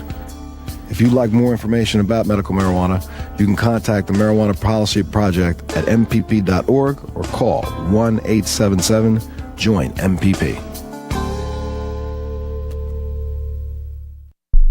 The new 4th edition of Healing Our World, The Compassion of Libertarianism, will take your understanding of liberty to a deeper level and has over 1,300 updated references, new cartoons, and a foreword by Dr. Ron Paul. With discounts for multiple book purchases, the 4th edition of Healing Our World is a great gift for the liberals, pragmatists, environmentalists, and Christians in your life who think libertarianism is cold-hearted. Get yours today at healing.freetalklive.com and use promo code FTL for a $5 discount. There are lots of ways to listen to Free Talk Live. Our podcast has been around since podcasts began, and now the FTL feed is loaded with content besides our full show archives. Did you know that we make it easy for you to customize your podcast subscriptions? We have different feeds, one that includes only our full shows, one with just the Daily Digest, and our main feed that includes everything. You decide what you listen to. It's quick and easy to customize your feeds at feeds.freetalklive.com. That's feeds.freetalklive.com. You're listening to the live edition of Free Talk Live. Hour number 3 is next after the news here on the Liberty Radio Network at LRN.FM. From Feature Story News in Washington, I'm Benji Hire with your Week in Review, a roundup of what's been making headlines in past days. I spoke with His Majesty the King to request the dissolution of Parliament. The King has granted this request, and we will have a general election on the 4th of July. In the pouring rain and battling the sound of a loudspeaker system, Rishi Sunak confirmed that Britain will be heading to the polls. Following frenzied speculation and swirling rumours in the hallways of London, the UK's Prime Minister took to the steps of number 10 Downing Street on Wednesday to set the date. Earlier in the week, the United States condemned the International Criminal Court's chief prosecutor for seeking arrest warrants for Israeli and Hamas senior figures. The ICC application is directed at Israel's Prime Minister Benjamin Netanyahu and Defense Minister Yoav Gallant over war crimes and crimes against humanity in Gaza, and it targets Hamas leaders for their involvement in the deadly October 7th attack. Separately, the International Court of Justice ordered Israel to halt its military offensive in the southern Gazan city of Rafah, where hundreds of thousands of displaced Palestinians are still sheltering. William Dentolo reports from the ICJ in The Hague. It was an overwhelming ruling from the 15-member panel of the ICJ ordering Israel to cease its military operation in Rafah to allow more humanitarian aid into Gaza as well. The ICJ has ordered Israel to, within a month, check back in to ensure they're complying with this order, also to allow unhindered access when it comes to UN investigators into Gaza going forward as well. Israel has long maintained that it is complying with international humanitarian law, and it's doing what it can to protect civilian life, but the message from the ICJ is overwhelming, that they say that Israel needs to do more on that front. The United Nations top court is also investigating whether Israel has violated the Genocide Convention, charges Israel strongly denies. That case was brought by South Africa. Meanwhile, the UN has resumed transporting humanitarian aid arriving at a US-built pier off the coast of the Gaza Strip. Deliveries were halted earlier this week due to security reasons. Jody Jacobs is at the UN headquarters in New York. Amidst mounting global pressure to allow more aid into Gaza and especially Rafah, the UN's humanitarian aid deliveries were dealt a heavy blow this week. But the world body has announced that it has implemented a new route, resuming deliveries from the US-built pier.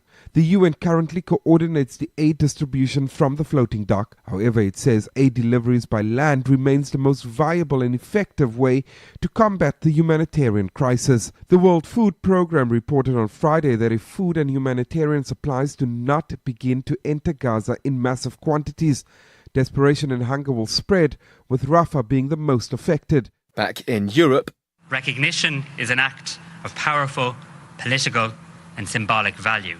It is an expression of our view that Palestine holds and should be able to vindicate the full rights of a state, including self-determination, self-governance, territorial integrity and security, as well as recognising Palestine's own obligations under international law.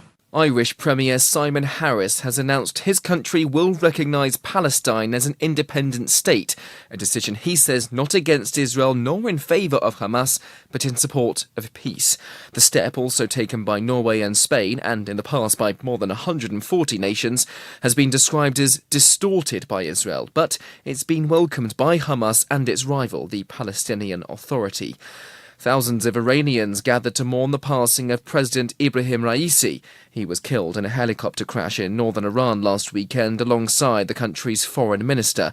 And the prosecution in Donald Trump's hush money trial rested, with his defense team questioning witnesses, though the former US president won't be testifying at this criminal trial, the first of 4 he faces as he vies for the Oval Office again. He's alleged to have falsified business records in the run-up to the 2016 presidential election to cover up payments to porn star Stormy Daniels in return for her silence about an affair. From outside the courthouse in New York, here's Sally Patterson. It's the beginning of the end in Donald Trump's hush money case, the first criminal trial against a US president in history. Up next, closing arguments, and then the jury goes out to deliberate. If found guilty, Trump could end up behind bars. He's pleaded not guilty to 34 felony counts, claiming the trial is an effort by his political opponents to keep him off the campaign trail in the lead up to November's presidential election. And that was your Week in Review. This is the Onion Week in Review. A report released this week by the Brookings Institution found that the U.S. currently has enough chairs and that there is no urgent need to produce any new ones for the time being. Researchers confirmed through overwhelming evidence that there is absolutely no shortage of chairs, citing in their findings the sheer number of armchairs, folding chairs, bar stools, Adirondack chairs, swivel chairs, lazy boys, and rocking chairs already in existence. Our research shows that even in a place where there seems not to be enough chairs, a quick investigation will find 1 or 2 chairs just over in the next room. Basically, as far as chairs go, I'd like to reiterate that we have a very good number of them and could just use those. And in this week's local news, the guy in front of you is ordering for an entire construction crew. In other news, a local police department reduces costs by using the same evidence for every investigation. Voters are clamoring to hear if a female political candidate is a mother first, and a whitewater rafting trip in which a friend drowned is still pretty fun. This is the Onion News Network. We're still not sure why you'd want to watch, but our video feed is streaming nightly for free at cam.freetalklive.com.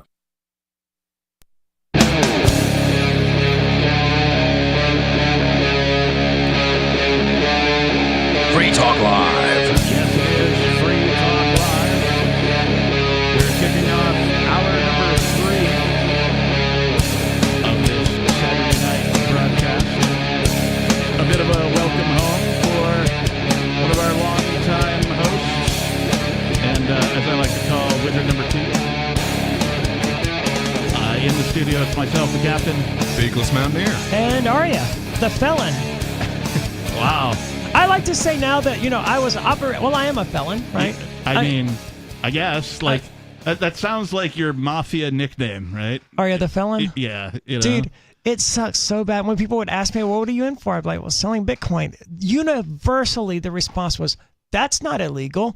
Oh, well, will you please write the prosecutors and the judge and let them know that? Because they seem to think it was illegal. How are you going to tell someone in prison that what they did wasn't illegal? Right. Well, it doesn't, they seem to disagree with that. And so what I've started telling people is I operated an unlicensed Bitcoin exchange, which is true, right? But that sounds way more illegal than just think if you Bitcoin. had just operated unlicensed to any activity. I've operated an unlicensed lemonade stand. But see, that's what the drug dealers... That does sound more threatening. But see, that's what the drug dealers were doing too. Like the people selling fentanyl and cocaine, they were just operating unlicensed businesses, just like I was. I'm operating an unlicensed pharmacy. And I think this is, exactly. And I think this is probably why I related better with the drug dealers than I did with the white collar criminals, because all I did was sell some stuff the government didn't want me to sell while not having a license to sell that stuff. Yeah. And that's the same thing the cocaine dealers were doing. Except, the government still has yet to pass any legislation regarding Bitcoin, other than legislating from the bench. No, but they're trying to. They're trying to shoehorn everybody into existing laws that were made about USD, right? Oh, my favorite one is the money transmission of what was it, Samurai Wallet, where no, they never had control of those funds at any time. It's like, well, they didn't explicitly say it when they made the law that you had to have control of funds. It's because there wasn't a technology that was possible. Right. Well, if anyone is transmitting money in regard to cryptocurrency, especially proof of work coins, then it's the miners. They're the ones. Like, if you send money on Cash App is the one moving money from your account to someone else's. Right. And in the case of cryptocurrency and Bitcoin, it's the miners who are taking that money from your wallet and moving it to someone else's. So the miners are engaging in money transmission. If anyone is in fact engaging in money transmission, it's not the ordinary people and it's not the people who are selling Bitcoin. It's very clearly the miners who are moving money from point A to point B. Well, let's not forget to remind people that the number one currency used for things that are criminal is the United States dollar. You can't snort coke with a Bitcoin. Before we go on, we've got a caller on hold I want to get to, but I want to say thank you to Timothy Kennard, who is a platinum level amplifier. That means he gives $25 a month to the AMPS program. What is the AMPS program? Well, you can visit amps.freetalklive.com to find out more. AMPS stands for Advertise, Market, Promote, and Support. The majority of that fundage goes to getting us onto more radio stations and more platforms to help spread the message of peace, liberty, and prosperity that we like to bring you here on this show. Which becomes my job again as of Monday. That's right. Even more welcome back. Thank you. I'm actually looking forward to it because there's been a lot of changes in the last 11 months. Yeah, even around here, I mean, it's been long. The older I get, time compresses and, it seems to go faster, but this last year has been particularly long for me. When I was young, I was curious about this, and a friend of mine explained to me, or an older friend of mine, he explained it to me that's because every year that you live is a smaller portion of your total amount of life. Right. So when you're 10 years old, a year is a 10th of your life. But when you're 30, it's only a 30th. So it feels like it goes by a lot faster. Yeah. And that always checked out in my experience. So if you enjoy this program, the hosts, the co-hosts, the callers, the topics, the perspective that we bring you of liberty, please consider becoming an amplifier over at amps.freetalklive.com. Thanks again, Timothy Kennard. We appreciate you. All right, let's go to the phones. We've got Ralph calling. Ralph, you're on Free Talk Live. Oh, yeah. I've been a long-time viewer. I just wanted to say I really appreciated your all's views on crypto. It's one of those things where it feels like a lot of people just discount it as, something that's just used for legal activities, but a lot of people just want out from under the thumb of the government. I know that's why I choose to use cryptocurrencies is because for the first time you can take the power away from the state. And I'm sure that's why they are doing everything they can to propagandize the regular common people against Bitcoin and other cryptocurrencies in making them believe that cryptocurrency is only used by criminals and only used for evil. Well, from what I can tell, that's mostly just politicians, probably with their own interests, who are peddling FUD, fear, uncertainty, and doubt. Because even the FBI, the CIA, and at least one other major the Department of Justice, I think, one other major law enforcement organization has come out and said, the vast majority of transactions with cryptocurrency are totally legal, totally above the board, totally normal, and Al-Qaeda is not accepting, but Boko Haram, they're not accepting Bitcoin. Lockheed Martin, the people selling these bombs to Israel, none of these people are accepting Bitcoin or Monero or any other cryptocurrency. Right. If you want to buy bombs from Lockheed Martin so that you can kill brown people in the Middle East, I'm sorry, you're using U.S. dollars for that. And that's the reason that I don't support the U.S. dollar. That's the reason I'm a cryptocurrency advocate, because every little dollar that you spend is being used one way or another to pay for the war machine. Yep. Yeah, and it's like I was saying earlier with education. Incrementalism is effective. So yes, every last little bit of your effort that instead of holding in something that the federal government creates, like a mortgage or a stock or anything like that, that you move into free money like Bitcoin or Dash is an incremental shift that makes the next shift a little easier. Rolf? Exactly. I get all of my family to support Monero, especially because of its anonymous life. Yeah, they've made great progress. There's some other coins that are also specifically specializing in the privacy aspects. And I hope that all of these cryptocurrencies take note of that. My hope is also that eventually that will be a default feature of cryptocurrencies going forward. It's not that hard to replicate. I also really like the bill that they're pushing that's going to prevent them from making a central currency, digital currency, because that's one way for them to control cryptocurrency. They want to take the control away from the people. Well, I mean, let's be realistic. They've already taken control. The only way the average person can get cryptocurrency now, by and large, is to go through Coinbase or Kraken or Binance or one of these other organizations that is going to play ball with the U.S. government and turn over every bit of information they want to know. One of the reasons that Ian and I went to prison was because we were trying to prevent that from happening. We were trying to make sure that the average person out there had a way to acquire cryptocurrency without that information getting directly to the federal government. And sadly, we lost. You can still mine cryptocurrency, and that's really the only way that you can acquire it now anonymously. Other than that, you got to turn over that ID to Coinbase or Kraken or Binance, and they're going to keep a record of that, and they're going to tell the U.S. government how much cryptocurrency you're buying and where it went. There is one other way. That's person to person, person to person. Yeah, yes. exactly. Right. And I mean, honestly, that cannot be understated. That the importance of that cannot be overstated. That it's never been more important in human history to establish connections with other human beings. If you can't get to New Hampshire, get on Freedom Cells or something like that. Get in touch with people who are awake and aware. But yeah, local Especially Bitcoins. with the rise of AI and deep fakes, how can you trust somebody that you aren't actually face to face with? It could just be, an AI making like the South Korean company that got scammed out of a ton of money. You have to be face to face with people to avoid AI. Yeah, I don't really see that as a factor at all. I mean, for all I know, you're all simulations anyway. So it makes no difference to me if you're a human being or an AI, right? That is true, but could a simulation do this? Nigger, nigger, nigger, nigger, nigger, nigger, nigger, nigger, nigger, nigger, nigger. It happens, man. I got had. I'm pretty sure a couple of them got out. I would imagine so, but there's nothing that can be done about that, really. And to answer his question, though, yes, an AI could definitely do that. I would expect an AI to do that. I recently saw a post from someone who had asked, I think, one of the AIs whether or not it was okay to leave a dog in a hot car, and the AI was like, yeah, that's totally fine, right? Because they're not very smart, and you really shouldn't take AI's advice on anything. Yeah. But you shouldn't Google something like that anyway and expect to get a useful or good result. But hey, people do what they're going to do. It's so weird too that the day that you come back, that happens. Yeah. That hasn't happened in the longest time. The trolls have just sort of been gone. They haven't except for Skeeter. Well, okay, but I mean the ones who try and violate the FCC, right, as their form of trolling have largely disappeared from attempting to call in.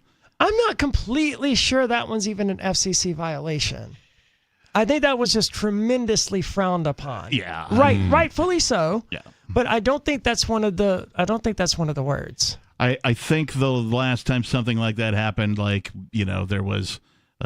Someone behind the scenes was like, well, it happened and, try not to let it happen again, that kind of a thing. So I don't think there was any official, I don't think the FCC said anything or whatever, but yeah, it's been a minute since that type of trolling has occurred here. Well, we do what we can. No one's perfect. I guess full welcome back now. Yeah, thank you. Thank you. Things really have come full circle. If the chat isn't talking about what is that red hair thing, and we aren't getting people saying the N-word on radio, am I even back? Really feeling at home right now? Yeah. All right. Thank you for the warm welcome. That was almost as good as seeing my cats again. Somehow, I think seeing your cats was far superior. Yes, there's a big gap between seeing my cats and my dog again, and what just happened. But they're in the same ballpark. It's in the same vector, just not as far. Yeah. I was just gonna answer Gigi's call, but she hung up. Oh. I'm sure she'll call back. Yeah, hopefully. Sooner or later. Do you want to talk about something other than, what's been happening to you the last year? Or do you want to keep going? Because, if you have plenty to say, feel free. I mean, I've always got something to say. I've spent years talking into a microphone, and then for 11 months, I didn't really have a microphone to talk into. I did get into a couple of rants there at the prison, but one of the things that you don't really want to talk about in prison is politics and religion. But it's amazing how many people there are Trump supporters. And part of this is because Donald Trump he said at some point during one of his campaigns that he wanted to shut down the prison camps, which it's probably a good idea, right? Everyone who was there should have been in home confinement, with almost no exceptions. There were a few people like the Nazi who, incidentally, I had to backhand a couple of times. There were a few people who should not have been in home confinement because they weren't safe to be in society. But he should have been in a different facility anyway. He should have been in the low. And then there was the completely unhinged guy who we called Noodles, who spent most of his time laying in his bed sucking his thumb, right? Like this is a 50-something-year-old man, and you walk by his room, and he's like in there like deep throating his thumb. It's quite peculiar, man. Yeah, like some of these people are not even fit to be members of society, but by and large, almost without exception, every single one of us should have been in home confinement where we were being productive members of society. Like as soon as I got out, when I was in the halfway house, I was right back to my job. Yeah. Well, how's the prison industrial complex supposed to make a buck that way? Well, they're not making money. They are so bad at managing money. Because you had mentioned this earlier, that you had mentioned the BOP being bad with money or something to that effect. But everything that we buy from commissary is at a 30% markup, right? So if a bottle of retail? Yes. So if a bottle of water costs them $1, then they sell it to us for $1.30. Right. Now you would think, with 900 to 1,000 guaranteed customers and a 30% profit margin, you could manage to keep your store in stock, right? You could manage to turn a profit with a 30% markup. Absolutely. No. But this is government we're talking about. Yes. By September of last year, they were unable to process special orders because they didn't have any more money left. And they couldn't restock anything that they ran out of because they didn't have any money left. Wow. They had to wait 2 more months for the start of the new fiscal year before they could resupply anything.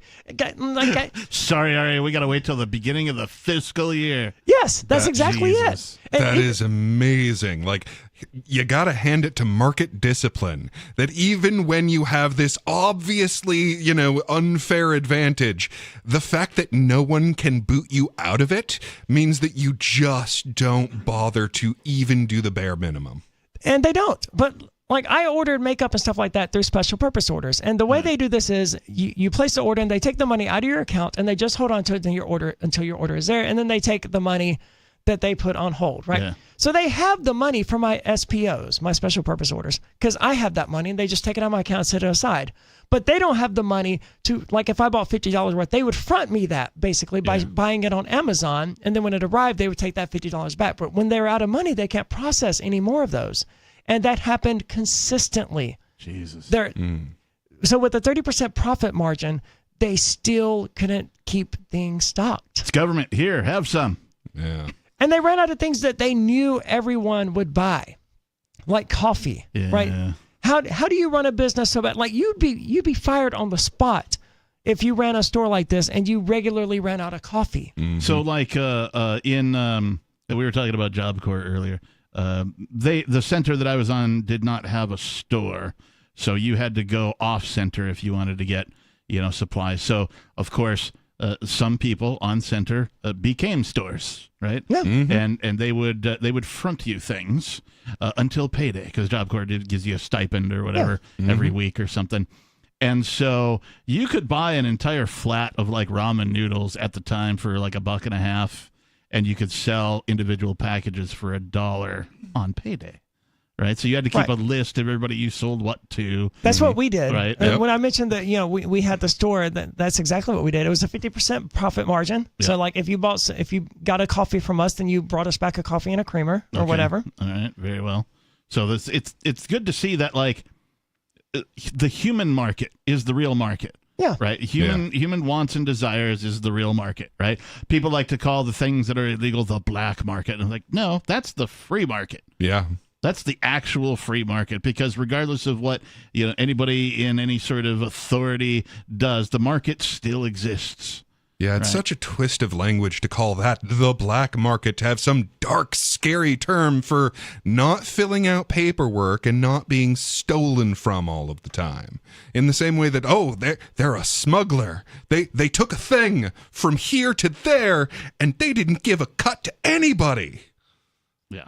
In prison, it is against the rules to do that, though. It's against the rules to do that everywhere on earth. I don't just mean smuggling. I mean the running the store thing. Oh, I see. That's Right, against yeah. the rules. Yeah. Because inmates aren't allowed to trade anything of value from one inmate to another. But they know That this figures. sort of thing happens, and it's just one of the things they turn a blind eye toward. They knew that I was one of the people running the store because they ended up tossing my cell back in like April because of the Nazi. And they found the notebook that had all of this stuff written in, and like my handwriting is very, very distinct. But nothing happened as a result of it. It's just one of those things that they know is happening, just like the government. They know that drugs are coming into prisons. They know that cigarettes are coming in. They know vapes are coming in, and they just pick their battles. Yeah. Except in the BOP, especially at the camp, they're also tremendously lazy. Yeah, you literally can't stop trade. It's what human beings do. Yeah. Like in the depths of the USSR, there were still capitalist institutions. I was reminded again recently that during the Soviet era, the old USSR, the Cold War times, Reaganish, right, around there, things in Russia were illegal, like blue jeans. Like Levi's were illegal. And so, of course, there was a tremendous market. And if you had a connection, you could go to the store, regular store, whatever, Kmart, that kind of a thing, buy 10 pairs of Levi's in various sizes and ship them over there to somebody who would sell them to individuals for sometimes 10x, and make a profit. And so because I do music, I was reminded that this happened. At the time, vinyl records were still the primary, the most popular media for music. And you can't just sort of copy a record. You can copy cassettes, so cassettes made that easier when they came along. But what happened is somebody discovered that you can take used X-ray film, right? So the doctor's offices, they take an X-ray. I think I've heard something about this. They put it up on the thing with the light behind it to show you your broken bone or whatever. And then after they do that, they toss it away after some period of time. So somebody was taking these used X-ray, films, pieces of paper, and what they would do is they would record, which just means to chord, right? They were recording an album like Elvis, right? B.B. King, the Beatles, right? That kind of stuff. Rolling Stones. They were taking and copying an album onto this X-ray paper and then shipping that over to Russia. Oh, wow. And then they could poke a hole in the middle of it, put it on the record player, and play it. It was a second-generation copy, so it lost a little bit of quality. It was a little more crackly than an album normally would be. But they figured out a clever way to redistribute music in a place where, like, if anybody looked at it, they're like, well, that's not music. Right. And it would just pass through the mail system or, any sort of spot check that any of the, sort of Nazi types or the authoritarians. Reminds me of a Jewish family that escaped with all of their wealth because they had their it was all hangers, believe it or not.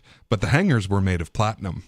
So they had these little wire hangers that just look ordinary wire hangers, so that when they got inevitably stolen from and all of their, obvious official wealth was gone, they still had the hangers because, who's going to take your clothes? Yeah. Necessity really is the mother of invention. You'd be amazed at how creative inmates can be. Like within a few weeks of being in there, I realized that some of the most creative, intelligent people I was ever going to meet were there in prison. Did you meet any other libertarian anarchist types? Yes. One of them from here in New Hampshire. Dude, how do you not know about the Free State Project? Like, we have to be dropping the ball as far as marketing. This dude has lived in New Hampshire his whole life. He loved Ron Paul, didn't know anything about Porkfest or didn't know anything about the Libertarian Party of New Hampshire, didn't know anything about the Free State Project. He was like, I thought I was the only libertarian in New Hampshire. I was like, are you seriously saying this to me right now? He was like, yeah, I thought I was. How could you possibly have thought that? But he did. So that was curious. But there were a few others. By and large, though, most of the Spanish people that I hung out with and most of the black people I hung out with, they were anarchists and libertarians to some degree. They probably wouldn't have identified themselves as that. Okay. But I'm thinking about this one dude called Kim, who every time I talked about the victimless nature of drug offenses and unlicensed guns, unregulated guns, he universally agreed with me and the perspective that his judge called him a menace to society, right? Because he was selling ghost guns, allegedly. I don't know if he was or not, but he was selling ghost guns. And the judge said, "You're a menace to society." And I'm like, dude, that's so messed up. You didn't menace society. Society menaced you. Right. And that's really, and he was like, man, I never thought about that you're exactly right. Like, you were minding your own business. You were selling stuff to people that they wanted, and then these people came and kidnapped you and threw you in a cage. How are you possibly a menace to them?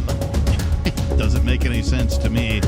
603-283-6160. Final segment of tonight's Free Talk Live still to come. Give us a call. Tell us what's on your mind.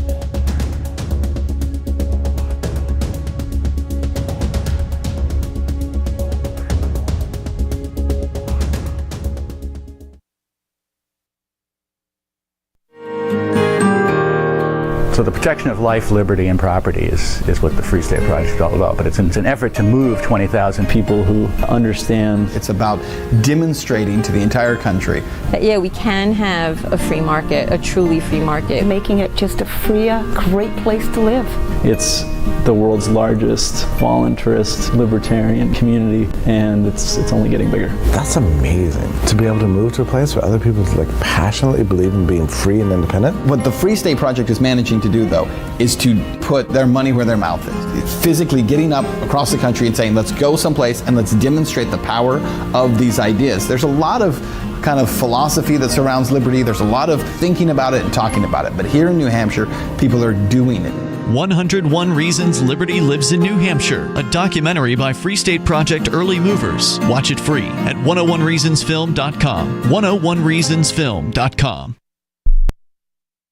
From Feature Story News in Washington, I'm Benji Hire with your Week in Review, a roundup of what's been making headlines in past days. I spoke with His Majesty the King to request the dissolution of Parliament. The King has granted this request, and we will have a general election on the 4th of July. In the pouring rain and battling the sound of a loudspeaker system, Rishi Sunak confirmed that Britain will be heading to the polls. Following frenzied speculation and swirling rumours in the hallways of London, the UK's Prime Minister took to the steps of number 10 Downing Street on Wednesday to set the date. Earlier in the week, the United States condemned the International Criminal Court's chief prosecutor for seeking arrest warrants for Israeli and Hamas senior figures.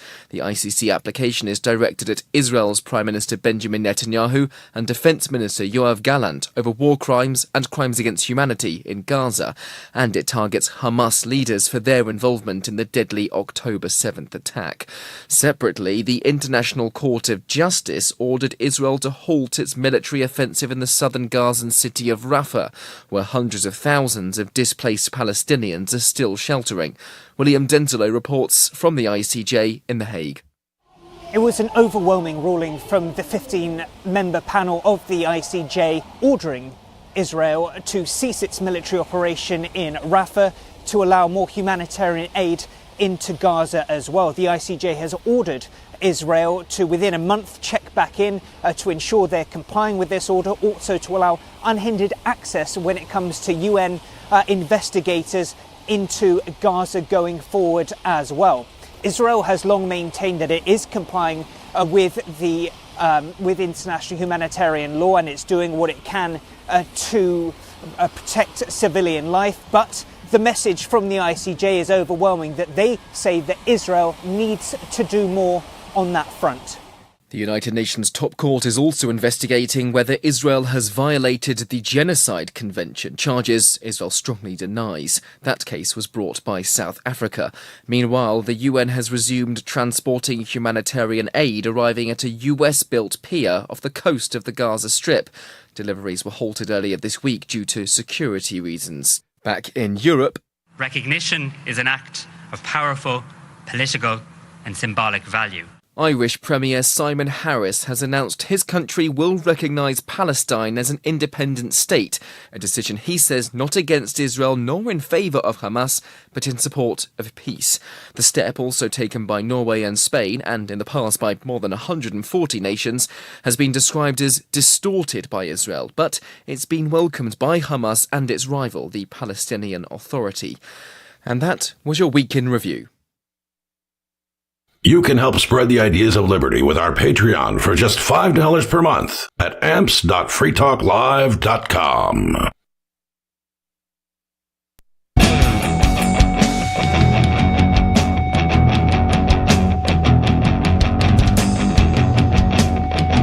It's the final half hour of tonight's edition of Free Talk Live. Thank you for tuning in and listening to our final program tonight. If you want to call in, talk about whatever's on your mind, the phone number is 603-283-6160. Again, 603-283-6160. In the studio tonight, I am your host, the Reverend Captain Kickass. Joining me, Beakless Mountaineer. And the unlicensed Bitcoin exchange operator, Aria DeMesso, the former unlicensed Bitcoin exchange operator. Yes. Let's say. Yes, let's The convicted former. Yes. You know, indeed, I want to convicted. add unlicensed to everything. It makes it sound so dangerous and sexy. Just, I am an unlicensed breather of oxygen. It's true. Ooh. It's true. You are indeed. I am an unlicensed sitter in a chair. And like Bitcoin selling, those are also not regulated by the state, and no such license exists. However, you are an unlicensed chair sitter and air breather. That's right. Dangerous folks. We said the number, 603-283-6160. Let's go to some of your calls and thoughts. Let's go over here to, I'm sure Aria is dying to hear from Sarah in New Mexico.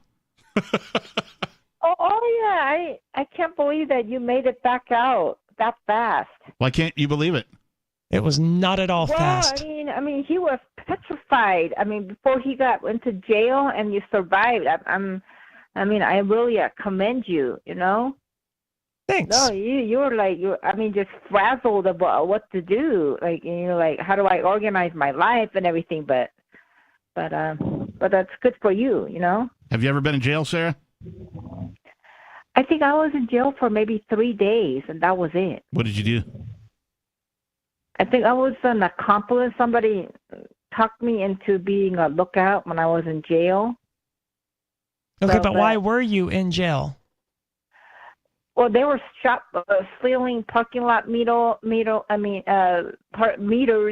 I was just a lookout. And then he stashed all his evidence on me, and he told me that I'm not going to get in trouble. So I was an accessory, so I was in jail. But that was my first expense. I mean, I just got talked into it.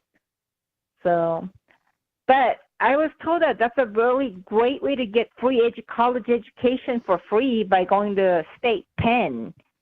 You know? Possibly. I can tell you no such programs exist on the federal level. Now, there are some programs that allow you to get your commercial driver's license. What is that called? The one I'm looking for. Yeah, your CDL. But like most of those don't actually work because it's managed by the federal government and they're terrible at everything. So wait, there's no program for you to get like a business degree or something on the federal level? No. Wow. Most of those all these TV shows and movies that you show the guy going and he becomes like the what's the term I'm thinking of, the jailhouse lawyer, because he educated himself in prison using their ability to educate yourself, their programs to go get a degree in like law, for example. As I understand it, most of those programs are orchestrated and arranged between the state prison and some college or university within that state. Yeah. And in the case of some of these attorneys, people who became attorneys while they were in prison, I think most of them studied and then they went to law school after prison, as I understand it. Or they took the bar, which I intended to do until I learned that in New Hampshire, you have to actually have a Juris Doctorate in order to even take the bar. So you can't just take the bar and become an attorney in New Hampshire, which is kind of surprising. There's only 3 states that allow you to do that, though. One is Maine, but I don't want to bother with Maine. Yeah. And do you have to be a resident of Maine to do that? I don't know. I didn't look into it. Or if I could just hop up the border, take my test. Yeah, day trip. Bam. Let's all go. Yeah. I only wanted to take it, troll see the what Nazi happens. because the Nazi was an attorney and he made a really big deal about it. I was like, dude, you're just memorizing stuff. I can beat you at this game. So I'm going to become an attorney. Wouldn't that be weird if like we all just hopped into like a van and drove over to Maine and took the bar exam and like some of us passed without having studied or anything? That would be wild. Yeah. Aria, I just wanted to mention to Aria that I have great success. Remember that I've been working on the speed cameras. Good Lord. 20. Yeah, but I was going to tell you, we got 20 speeding cameras. I don't care. I put 3 more. And how about this? We put them on the state highways where it was banned. It was Hey, Sarah, illegal. I'll tell you what. Yeah. If you can find a single solitary individual in the world that cares about these, we can ever let you talk about them again. Sarah, thanks for the call. We appreciate it. The look on your face is pretty priceless. It's been 11 months. How the hell is she still talking about red light cameras, man? Yeah, some things don't change. Hey, this time it was speeding cameras. Let's go over let's go over to this caller. We've got Gigi calling. Gigi, you're on Free Talk Live. Aria, my dear, welcome back. Thank you, Gigi. It's good to be back. It's wonderful to hear you on the air. I am very happy to hear in your voice you sound well, you sound healthy. More power to you, lady. Thank you. I appreciate it. Absolutely. Go forward, my dear. That is the plan. Coach Gigi, we need to buy her a whistle. Yeah, right. Me? I'm loving the energy that she's coming with tonight. Oh, I try to be upbeat and spunky about most things. There's so much crap in the world. Yeah, you're like a coach. Well, that's very sweet of all of you. Thank you. Yeah, thank you, I've Gigi. gone through enough therapy in life. It's important to be positive, right? Yeah, I agree. Okay. The state of Florida allows you to sit for the bar exam if you get a letter from a current licensed attorney stating that you have worked as a paralegal or legal assistant in his or her law office or firm for between 5 to 7 years. If you pass the bar, you can get sworn in and be a lawyer in Florida. Now, would I have to be a resident of Florida to take advantage of that? No, sir. Ooh. Oh, I know somebody who lives in Now, Florida. I got a crash pad. Respond to the question you posed to Miss Sarah. I would love to see what her medicine cabinet looks like. And I mean that respectfully. You probably got some good stuff in there. I have been in jail on 4 occasions. I have a PhD and a few other initials after my name. And you know what?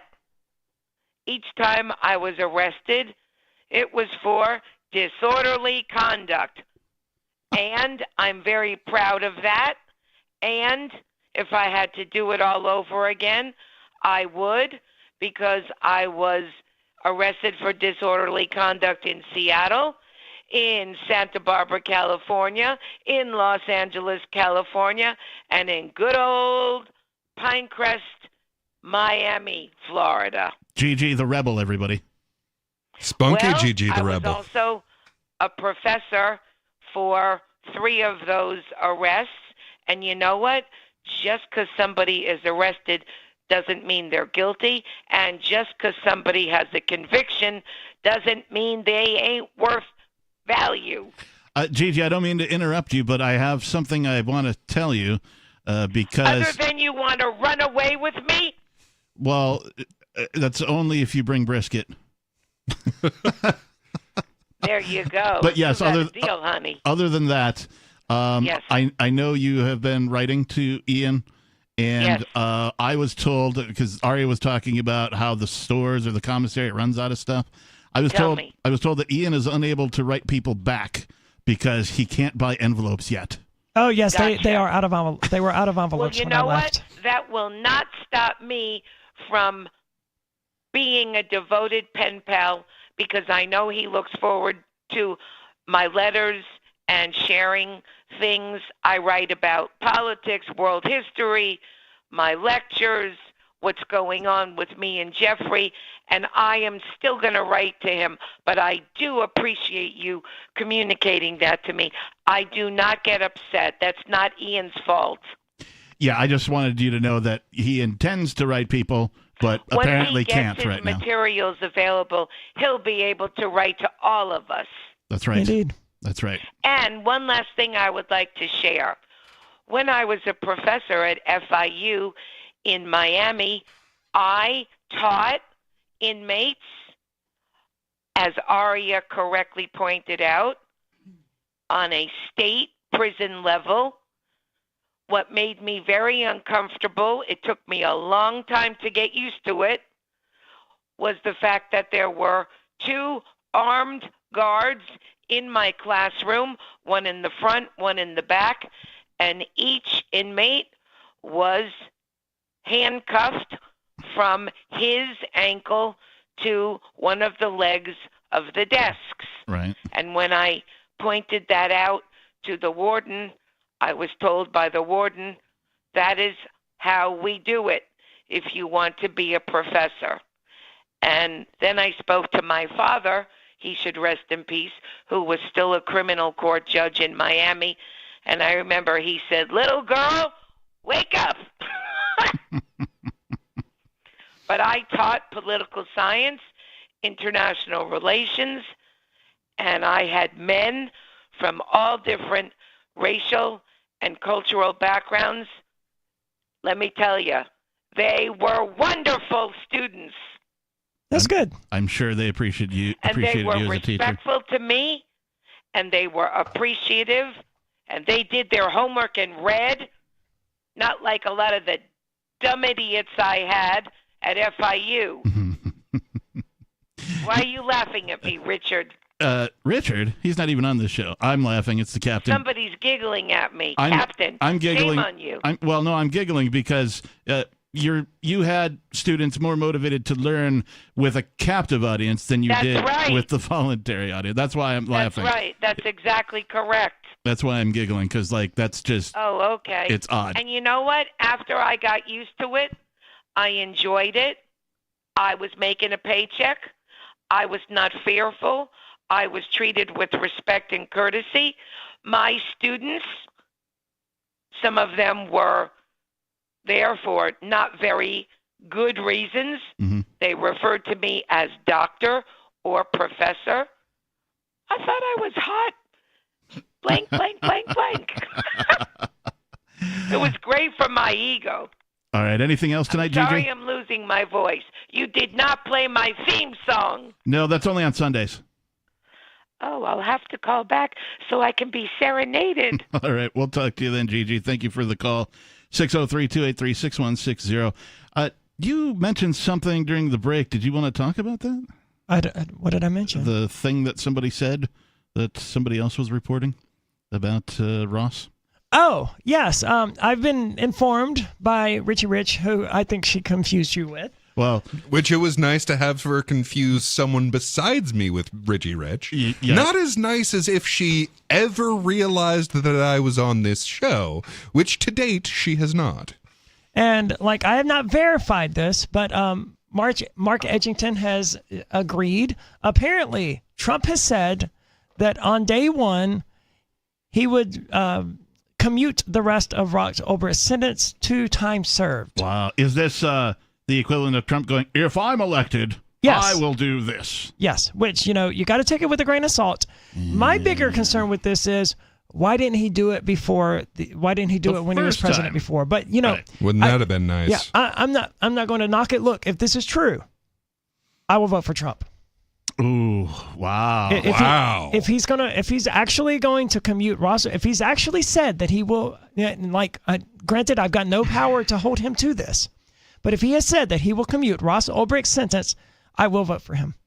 I said it 4 years ago before PorcFest, or I don't even think it was 4 years ago. I said, whichever one promises to pardon Ross Ulbricht, And it's not pardoning. Yeah, I don't think you're the first person to say that either. I think there are many people who have said, if so-and-so, we'll do this, then I will X. Right? But getting Ross Ulbricht out of prison is a big deal, man. I got to take absolutely. that one. That's pretty big, but I don't believe him. It helps that he never started another war either. Like, cryptocurrency has very recently become a big political issue. See, to me, it's about the human issue. It's about Ross Ulbricht not deserving to be in prison for the rest of his life. Oh, I agree completely. Yeah. I don't care.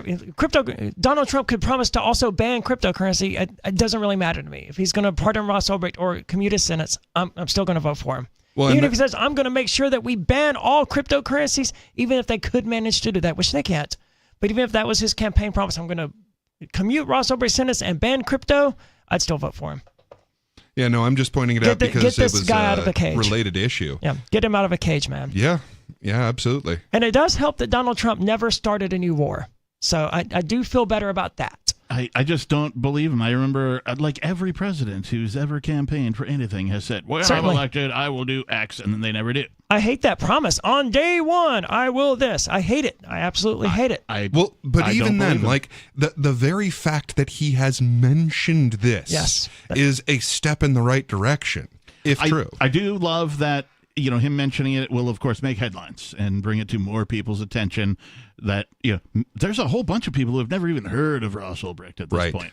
Right. And so people are like, Ross who? And those who have heard of it don't know what they're talking about. I ran into that a lot in prison. We're like, well, no, he was threatening to kill people. He was hiring hitmen. I'm like, no, dude. Nope. Making a website. Yeah. That's it. Yeah. So he's surrounded by fear, uncertainty, and doubt as well. But like I've met Lynn. I've met Ross's mother. Yeah. She was at PorcFest last year before I went to prison. Yep. Wonderful, wonderful woman. Like, her son shouldn't be in prison. No, I agree. Her family shouldn't be dealing with this. If Trump said he'll commute the sentence, I'm on board with it. I can't get on board with. I'm not saying anyone should. The mechanisms. I will, of course, champion for him to be released, as I have before, and will continue to do so. I hope that is true, right? And I hope. Like, I'm taking it from Mark and Richie Rich at this point, who I'm assuming. Well, no, are correct. I'm just assuming that Trump actually said that based on the information you've told me from two people that generally I believe them as reliable sources. I don't know what their source is, but breaking an unconfirmed story. Yeah, I'm assuming for a moment that is indeed what Trump said. Right. That still doesn't mean he'll do it. Question, do I believe him? Answer, no. He's a politician. He's going to say whatever the hell he feels like it needs to say to get him more votes, right? Because that's kind of his MO right now. How many politicians, particularly presidential politicians, have said they're going to do something day one in office and then actually did it? I don't know, but it's very few. I don't know what the overall number is, but it's very few. I remember all sorts of things being promised by these a-holes. That they have never followed through upon. So, if Trump said, "Hey, I'm going to put together a SWAT team or a team of ex-mercenaries or current mercenaries, I guess, and go break Ross out of prison," right? And here's a wallet you can donate some crypto to. I might throw like $20 that way, right? Because that's something meaningful. That's something, you know what I mean? But see, this still, I can't believe. I got to disagree, man. This, as someone who has literally been in federal prison, I can only imagine how Ross Ulbricht is feeling when he sees the possibility that this president might actually, or this possible president might actually release him from prison. Yeah, and even if it is a hope that won't go anywhere, like, he's got to believe in it. He has to. That's the only way he can stay sane. I've got to believe in it with him. What a mind F for him, though, right? Yeah. If he doesn't follow through. Well, the alternative, then he's just back where he started. Right. Yeah, and like, but hope is what hope. Let me tell you, I've been to prison. Hope is what gets people through it. Oh, agreed. Yeah. And I mean, Captain, you're welcome to doubt the promises of politicians. Generally a good idea, sure, but you're not figuring out who to vote for. We are. And yeah, this does actually sway me a little bit in the direction, as much as I do not want to vote for a war criminal. Yeah, I would not have voted for Trump otherwise. I don't think I would have voted in the presidential election this year. But if he's going to commute Ross's sentence, I'll vote for him. Not that my vote matters, but I'll do it. Now, what if Biden comes out and says, well, I'll do that too if I'm reelected? I would choose Trump over Biden. Okay. And he'd be a Johnny-come-lately at that point anyway. Trump at least doesn't sniff little girls, and like Biden does do that. You know, there's that. Yeah, the kid sniffer. Like all other things being equal, right? Like I would prefer Donald Trump to have his finger on the nuke button than Joe Biden. So here's my one issue on that one. So it seems to me that they tend to bring out the craziest crap when the most anti-establishment person is in office. Like so last time Trump was in was when they locked down the planet Earth. And I think that a big part of that had to do with the fact that the president of the free world, or whatever it is, was this anti-establishment candidate. So they're like, oh, hey, we can get away with anything now, and they'll blame it on that guy. Well, he was perceived as anti-establishment. Yeah, I was going to say, I've never seen Trump as anti-establishment. Well, everyone on Earth does. He is not the everyone. anti-establishment candidate, even if he isn't all that anti-establishment. Compare to Biden, who is like the face of the establishment.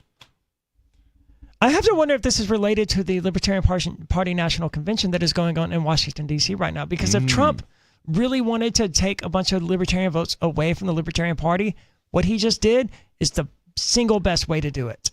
Promise to pardon Ross Ulbricht, and you're going to kill the Libertarian Party candidate this year. Shortly after coming out pro-crypto. Right, and weren't they supposed to select a candidate like today? They probably have that. LPNC, I think, was supposed to select a candidate today. Well, that's the whole point of this convention anyway, Yeah. I think.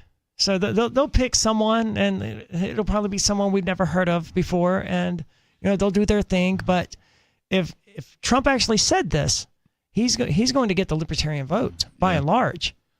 Yeah. Ross Ulbricht's one of the most mentioned names at the Porcupine Freedom Festival, which is the largest libertarian gathering in the United States, right? Ross Ulbricht's a big deal to libertarians. Right. Ross Ulbricht, Julian Assange, Ian Freeman, big deals. Yep. And Edward Snowden as well. Edward Snowden, yes, Aria absolutely. Less so. But especially now. Any one of these people having their prison sentence commuted, or Julian Assange is even just not being charged, given that he's not a United States citizen. Roger Ver as well. We can't neglect him. Yep. Any one of them would be an immediate sell to libertarians. Yeah. Yeah, that's and we've been fighting right. for Ross Ulbricht for a long time. Yeah, it is wild to watch libertarians being courted by the political establishment. Like when RFK came to PorcFest so much. and then like talked a bunch of conspiracies, because that's the right audience, I got to tell you. Yeah. It bothers me as well. Yeah, and when he talks about the CIA, it's coming from an honest place of hatred. The fact that libertarians at large rarely, if ever, have produced an actual libertarian candidate is something. They blew their shot, dude. Oh John my God, McAfee yeah. in 2016, that was the way to go. Oh, that would have been perfect. You want to If you want a libertarian president, John McAfee against Trump and Hillary would have done it. That would have been not only would that have been amazing just to see and hear that happen, but just think of like the debates alone and like the amount of, I don't even want to say hilarity, but like it would have been hilarious. It would have been amazing for someone who truly is anti-establishment to confront the establishment. And the thing that was floundering both all of the Republican candidates and the Democratic nominee was that they were all playing the old game of here's how we talk, here's what we say, and here was Trump playing an absolutely different game, whereas someone like John McAfee could have absolutely met him on the level. Yep, McAfee is the only person who could have gone toe-to-toe to Trump and come out ahead every single time. Right. Yeah, because McAfee could, speak in complete sentences. He did have that singular advantage. He doesn't need a teleprompter like these other two senile a-holes, right? Just imagine like the makeup people that Trump needs to like do like an appearance on TV. Have you noticed that Sean Hannity has turned orange? No. He has. I haven't watched. And I don't pay much attention to these guys. So the last time I saw him was probably 5 or 6 years ago. This is a red flag. But the guy. Or an orange flag, I guess. The old guy at the halfway house, right? He was watching Fox News all the time. And Sean Hannity's on there. And I'm looking at him he has turned orange. And obviously it's because Donald Trump is orange. And I think this is it their never way. dawned on me that Trump is the color of Bitcoin. This is the perfect match. Oh, God. Oh, my God. I don't know if I would go that far. That's giving new meaning to orange pill. But hey, if he's going to commute Ross Ulbricht's sentence, I'll vote for him. And I would suggest that it wouldn't be the worst thing for other people to see Ross Ulbricht's sentence commuted by potentially voting for Donald Trump. If you're a voter and you believe this, feel free to give us a call tomorrow night between 7 and 10 p.m. Eastern. We're out of time for tonight. Thank you, Peakless Mountaineer. Thank you, Aria. Welcome home. Thank you, Captain. It's been my pleasure. If you missed any part of tonight's program, visit freetalklive.com and under the Resources tab, find the archives. And you can listen to the full show. Thanks and peace.